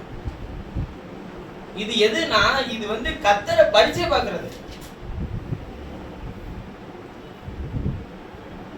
உங்கள்கிட்ட சொல்ல மாட்டாரா பிரதர்? என்கிட்ட என்ன சொல்றாரோ அதுதானே சொல்றேன் உங்கள்கிட்ட. உங்களுக்கு தெளிவாச்சா இல்லையா? சித்தனா ஒண்ணு இல்ல, உனக்குள்ள இருக்கிறதா சித்தம். அவர் உனதை தெரிஞ்சுக்கிட்டு உனக்குள்ள இருக்கிறாரா? அதான் தேவ சித்தம். உன்னை பரிசுத்தமாக்குறாரா? அதான் தேவ சித்தம். நீ எத்தனை முறை திரும்பி வந்தா நீ திரும்பி வரணும்ன்ற எண்ணத்தை உண்டாக்குறாரா? பாவம் செய்யும்போது உன் இருதயத்தை குற்றப்படுத்துறாரா? திரும்பி வான்னு சத்தம் விடுறாரா? அதான் சித்தம். சித்தனா என்ன நினைச்சிட்ட? செழிப்புதான் சித்தம் இல்ல. இது இருந்தா அதை நோக்கி நடத்திட்டு போயிட்டே இருப்பாரு. நான் ஒவ்வொன்றும் கர்த்தர்ட்ட கேட்காம எதையும் செய்ய மாட்டேன் அப்படின்னு ஒருத்தவங்க சொன்னாங்க. சரி அப்பா எல்லாமே கர்த்தர்ட்ட கேட்பாங்க. எதெல்லாம் கேட்டிருக்கீங்க அப்படின்னு சொல்லி கேட்டாங்க. எந்த இடத்துல பாத்ரூம் கட்டணும், எந்த இடத்துல வாசப்படி வைக்கணும்னு நான் கர்த்தர்ட்ட கேட்காம செய்ய மாட்டேன். கர்த்தர் வாசப்படி இங்க வைக்கணும், பாத்ரூம் இங்க கட்டணும்னு சொல்றதுக்கு தான் வரா. அது ஒரு சிவில் இன்ஜினியர்ட்ட பண்ணாலே சொல்லிடுவானே. உனக்கு எங்க பிடிக்குதோ கட்ட. அது வடக்குல வரணுமா மேற்குல வரணுமா ஒன்னும் புரியல வருது. சித்தத்தை எங்கேயோ போய் தேடாதீங்க. சித்த வேதத்தில் எழுதப்பட்டிருக்கு. இந்த வருஷம் கர்த்தர் எனக்கு ஒரு இடத்தை தந்தார், வீட்டை தந்தார். இது கர்த்தருக்கு சித்தம் இல்லாம எனக்கு கிடைக்கும். சித்தம் என்ன? ஒரு விஷயம் நல்ல கவனம். சித்தம் என்ன? பூமி மது நிறைவும் கர்த்தருடையது. கர்த்தருடையது பைபிள் அப்படிதானே சொல்லியிருக்க. அதையும் மனுபுத்திரனுக்கு கொடுத்தா உங்களுக்கு கொடுத்துருக்கிறாரா இல்லையா? சொந்த வீடு இல்லைன்னா ரோட்ல இருக்கிறோமா? ஏதோ ஒரு வீட்டுல கர்த்தர் உங்களை வாழ வச்சிருக்காரு. அப்ப எவனுக்கோ கொடுத்து அவனை வீட்டை கட்ட வச்சு அதுல உங்களை வாழ வச்சிருக்கிறாருல. உங்களுக்கும் இடத்த கொடுத்து ஒரு நாள் அதை கட்ட வச்சு அதுல வாழ வைக்கும் அவருக்கு திறமை உண்டு. வாடகை வீட்டுல இருக்கிறவங்க கர்த்தருக்கு சித்தம் இல்ல, சொந்த வீட்டுல இருக்கிறவங்க கர்த்தருக்கு சித்தம் அப்படி இல்ல. முழுக்க உடையும் புசிக்க ஆகாரத்தையும் இருக்க இடத்தையும் யாரு தான் தந்திருக்கிறாரு? அதை குறிச்சு கவலைப்படுன்னு சொன்னாரா? நாளை நினைச்சு குறிச்சு கவலைப்படுன்னு சொன்னாரா? நாளைக்கு என்ன ஏமாத்திடுவான்னு என்ன ராத்திரில அவன் எவ்வளவு ஆசையா நினைச்சிருப்பான். தன்னுடைய நேசித்த ராகேல் வருவாள்னு காத்துட்டு இருந்திருப்பான். 7 வருஷம் வேலை பார்த்தான். லேயால கொண்டு வந்து விட்டுட்டாங்க. எவ்வளவு பெரிய ஏமாற்றம். யாரோட இருந்தா? கர்த்தர் யாரோட இருந்தது? யாக்கோபோட இருந்தாரு. நான் உன்னோடு கூட இருந்து நீ செய்கிற எல்லா காரியத்தையும் உன்னை ஆசீர்வதித்து உன்னை திரும்ப இந்த தேசத்துக்கு உன்னை கொண்டு வந்து சேர்ப்பேன். நான் உனக்கு சொன்னதை செய்வனை உன்னை என்ன பண்றது இல்லைன்னாரு, கைவிட மாட்டேன்னு சொன்னாரு.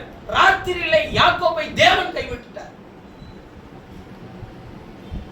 சொல்லாமா? யாக்கோபே சொல்லலங்க.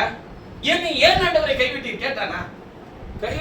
கைவிடல. அவனை அபிஷேகம் பண்ணப்பட்டவனை கர்த்தரால் தெரிந்து கொள்ளப்பட்ட உன்னையும் என்னையும் யாராச்சும் ஏமாத்தணும்னு நினைச்சானா அவன் தான் ஏமாறுவான்.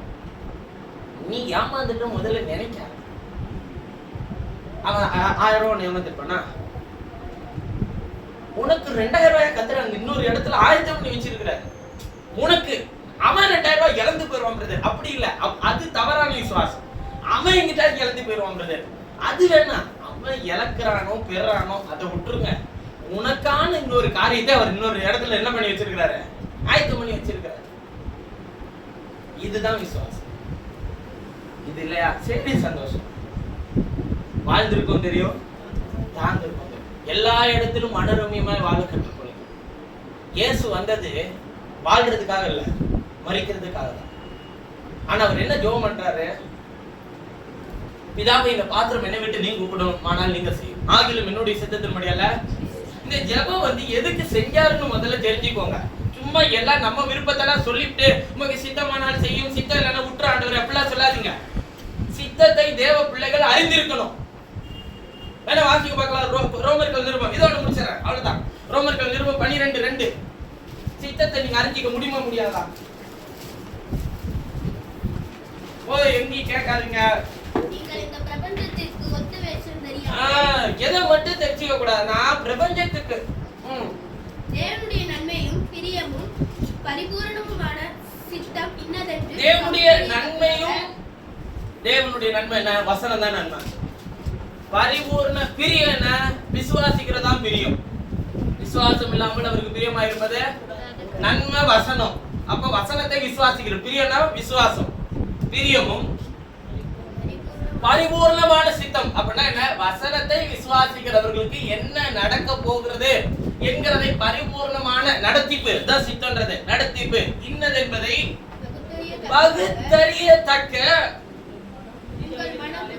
பகுத்தறியத்தக்கதாக உங்கள் மனம் புதிதாகிறதுனாலே நீங்கள் என்ன ஆகிறீர்கள்? அப்படின்னா என்ன?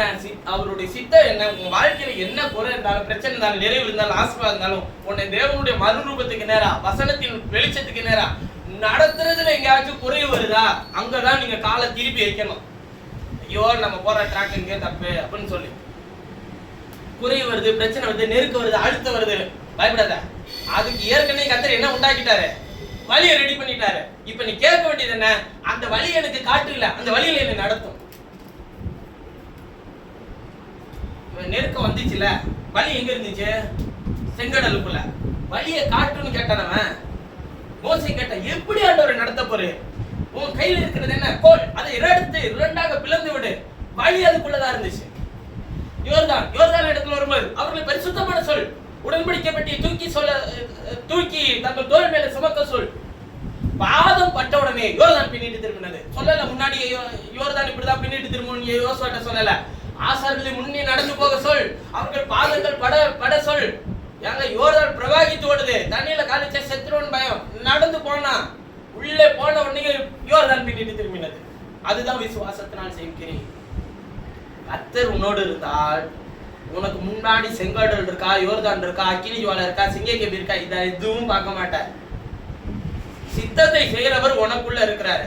அப்ப சித்தத்தை உன்னுடைய வாழ்க்கையில நிறைவேற்றி அவர் கொடுப்பார். உங்க சிந்தனை மாத்தி விட்டாச்சா? இப்ப யாருக்கு ஆபத்து நீங்க நினைக்கிறீங்க?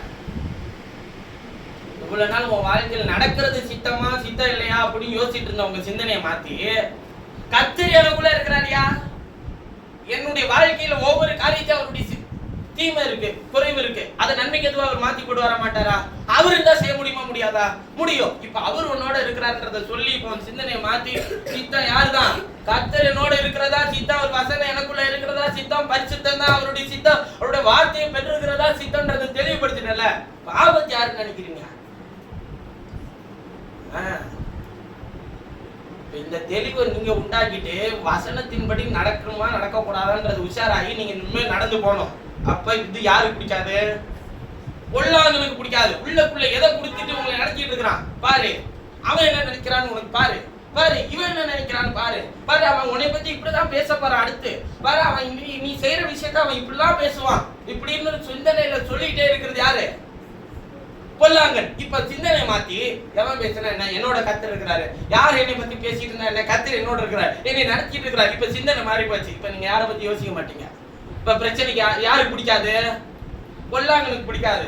இந்த பொல்லாங்க இப்ப யாரு பாப்பா? இவன் எவன்டா இந்த சிந்தனை மாத்தி விட்டான்? இப்ப இந்த முதல் டெஸ்ட் எங்க வரும்னு நினைக்கிறீங்க? இங்க வரும். எதுக்குள்ள வரும்னு நினைக்கிறீங்க? இப்ப டெஸ்ட் எங்க ஆரம்பிக்க போகுதுன்னா உள்ளே ஆரம்பிக்கும். சர்ச்சில், வீட்டுல, அதுலயே ஆரம்பிக்கும். சித்தத்தை பத்தி பேசிட்டு வந்து ஆண்டவரே இப்ப உங்களுக்குள்ள நிக்க வேணும் ஆண்டவரே, எனக்கு பலத்தை தார ஆண்டவரே. எனக்கு எதை பத்தியும் எது மேலேயும் விருப்பம் இல்லை. எது அதனால என்னவோ ஆண்டவர் எனக்கு தேவையானது அவர் என்ன வச்சிருக்கிறாரோ அதை எனக்கு தந்துட்டே இருப்பார். இது வேணும், இது இல்லைன்னா செத்து போயிடுவேன் அப்படிலாம் நான் எதுவுமே நினைக்க மாட்டேன். எனக்கு அதில் எதுலையும் விருப்பமே கிடையாது. எனக்கு விருப்பம்னு ஏதாச்சும் ஒன்று நீங்கள் கேட்டீங்கன்னு வச்சுக்கோங்களேன், அப்படி சொல்றதுக்குன்னு என்னன்னு எனக்கு தெரியாது. ஏன்னா அப்படி போயிருக்கிற பாதையெல்லாம் அப்படி ஏதாச்சும் ஒன்று பிடிச்சது இருக்கா, திங்கிறதுல ஏதாச்சும் ஒன்று தோணுங்க, அவ்வளோதான். அதுக்கப்புறம் அதை தாண்டி இருக்கிற விஷயம், ஒரு விஷயத்தை யோசிச்சுட்டே இருப்பேன், இதை செய்யலாமா, இது இருந்தா கொஞ்சம் நல்லா இருக்குமேன்னு யோசிச்சுட்டே இருப்பேன். அது அப்படியே கொண்டு வந்து கையில கொடுப்பாரு, அவ்வளவுதான். குறுக்கோள்லாம் யோசிக்க மாட்டேன்.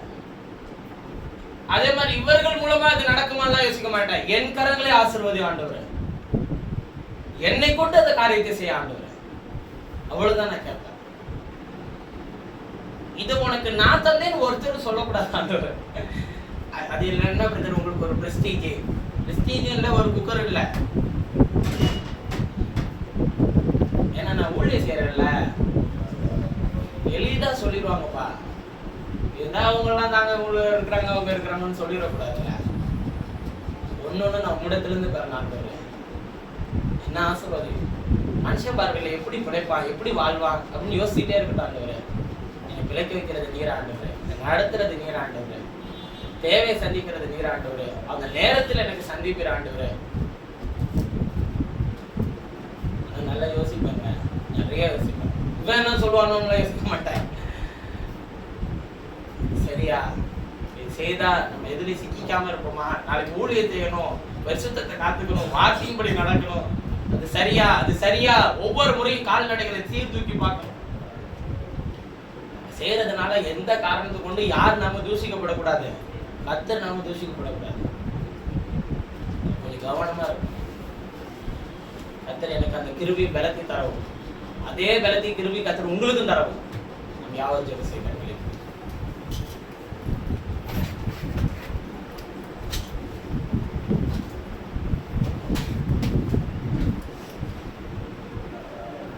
நீர் இல்லாத நாள் எல்லாம் நாளாகுமா, நீர் இல்லாத வாழ்வெல்லாம் வாழ்வாகுமா, நீர் இல்லாத நாள் எல்லாம் நாளாகுமா, நீர் இல்லாத வாழ்வெல்லாம் வாழ்வாகுமா,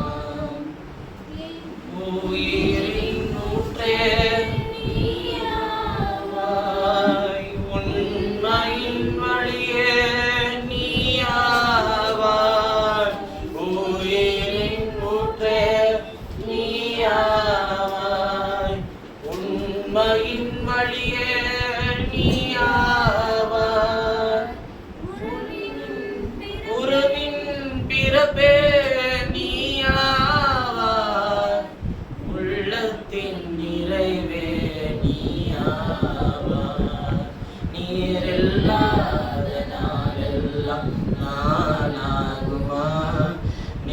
இல்லாத வாழ்வெல்லாம் வாழ்வாகுமா. நன்மை செய்வதோ எங்களுக்குள் இருக்கிறது கர்த்தாவே, அதை வைத்தது நீர். இவ்வளவு நாட்கள் எங்களுடைய யோசனைகள் எல்லாம் தாறுமாறா இருந்திருக்கலாம். இது சித்தமா, இது சித்தம் இல்லையா என்று சொல்லி உங்களை பரீட்சை பார்த்திருக்கலாம். எங்களை மன்னி ஐயா, நீர் எங்களுக்குள்ள இருக்கிறது தான் சித்தம், நாங்கள் உங்களுடைய வசனத்துக்குள்ளே தரித்திருக்கிறதான் சித்தம், நீர் கொடுத்த பரிசுத்தத்தை காத்துக் கொள்கிறதான் சித்தம். அதை விட்டு மீறும் போது, விலகும் போதெல்லாம் பொல்லாங்கண்களை தொடுகிறான். ஆனால் நாங்கள் திரும்பி உம்மிடத்தில் வரும்போது அன்பாய் நீர் சேர்த்துக் கொள்கிறீர். எங்கள் கோபங்கள், எங்கள் வீண் வைராக்கியங்கள், எங்களுடைய மீறுதல்கள், மனிதர்கள் எங்களை குறித்து என்ன எடப்படுவார்கள் என்கிறதான தவறான புரிதல்கள், எங்களை நாங்களே குறைத்துக் கொள்ளக்கூடிய ஒரு தவறான எண்ணங்களை கொண்டவர்களாய் நாங்கள் இருப்போமானால் எங்களை தயவாய் மன்னியுங்கள்.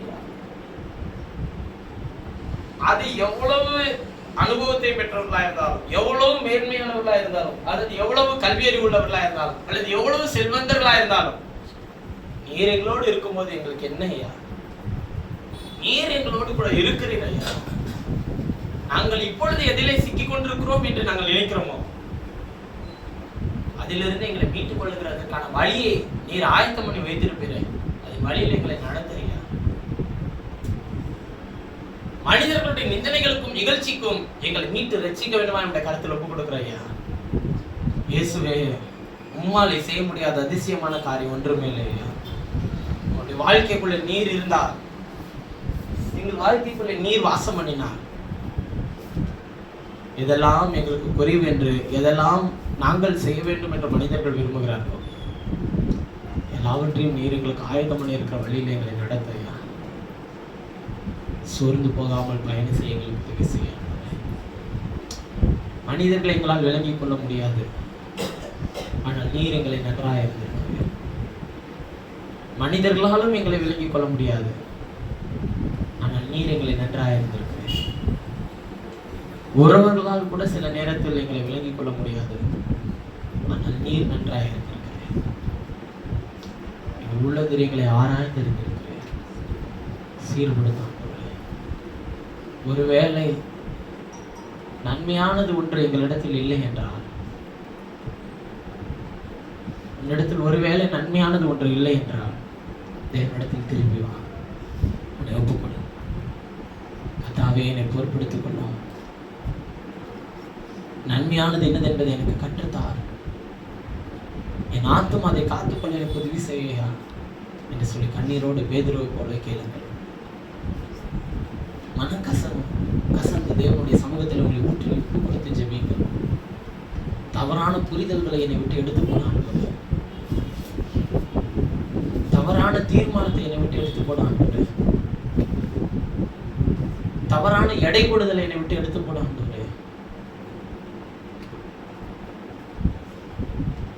தவறான நியாயத்திற்கு என்னை விட்டு எடுத்து போனான். நாங்கள் யாரையும் நியாயத்திற்காக நீங்க வைத்திருக்கிற வழியிலே நாங்கள் நடக்க எங்களுக்கு உதவி செய்யும் என்று சொல்லிக்கிறேன். நேசிக்கிற எங்கள் பரலோக பிதாவே, ஆசீர்வதித்து கொடுக்கப்பட்டது அற்புதமான இந்த நிலராத்திரி காலை வேலைக்கு நமக்கு சொல்றோம். உடைய கிருபை பிரசனம் உடைய ஜனத்தின் முறை தங்கி இருக்கட்டும். உடைய ஆசீர்வாதத்தின் ஊற்றினால் நன்மையினால் நிரப்பும். கர்த்தருடைய பெயரில் நம்முடைய பிள்ளைகளை ஆளுகை செய்து காக்கட்டும். கர்த்தருடைய நாமத்துக்கு மகிமையை சாட்சியம் நம்முடைய பிள்ளைகளை வழி நடத்தி ஆசீர்வதித்து பலப்படுத்தி நிலைநிறுத்த வேண்டும் நான் ஜெபிக்கிறேன். தேவைகள் அனைத்து சந்தியும் கூட நடத்தும். கர்த்தராகிய இயேசுவின் நாமத்தில் ஜெபிக்கிறேன். ஜீவனுடைய நல்ல பிதாவே. அவர் கர்த்தருடைய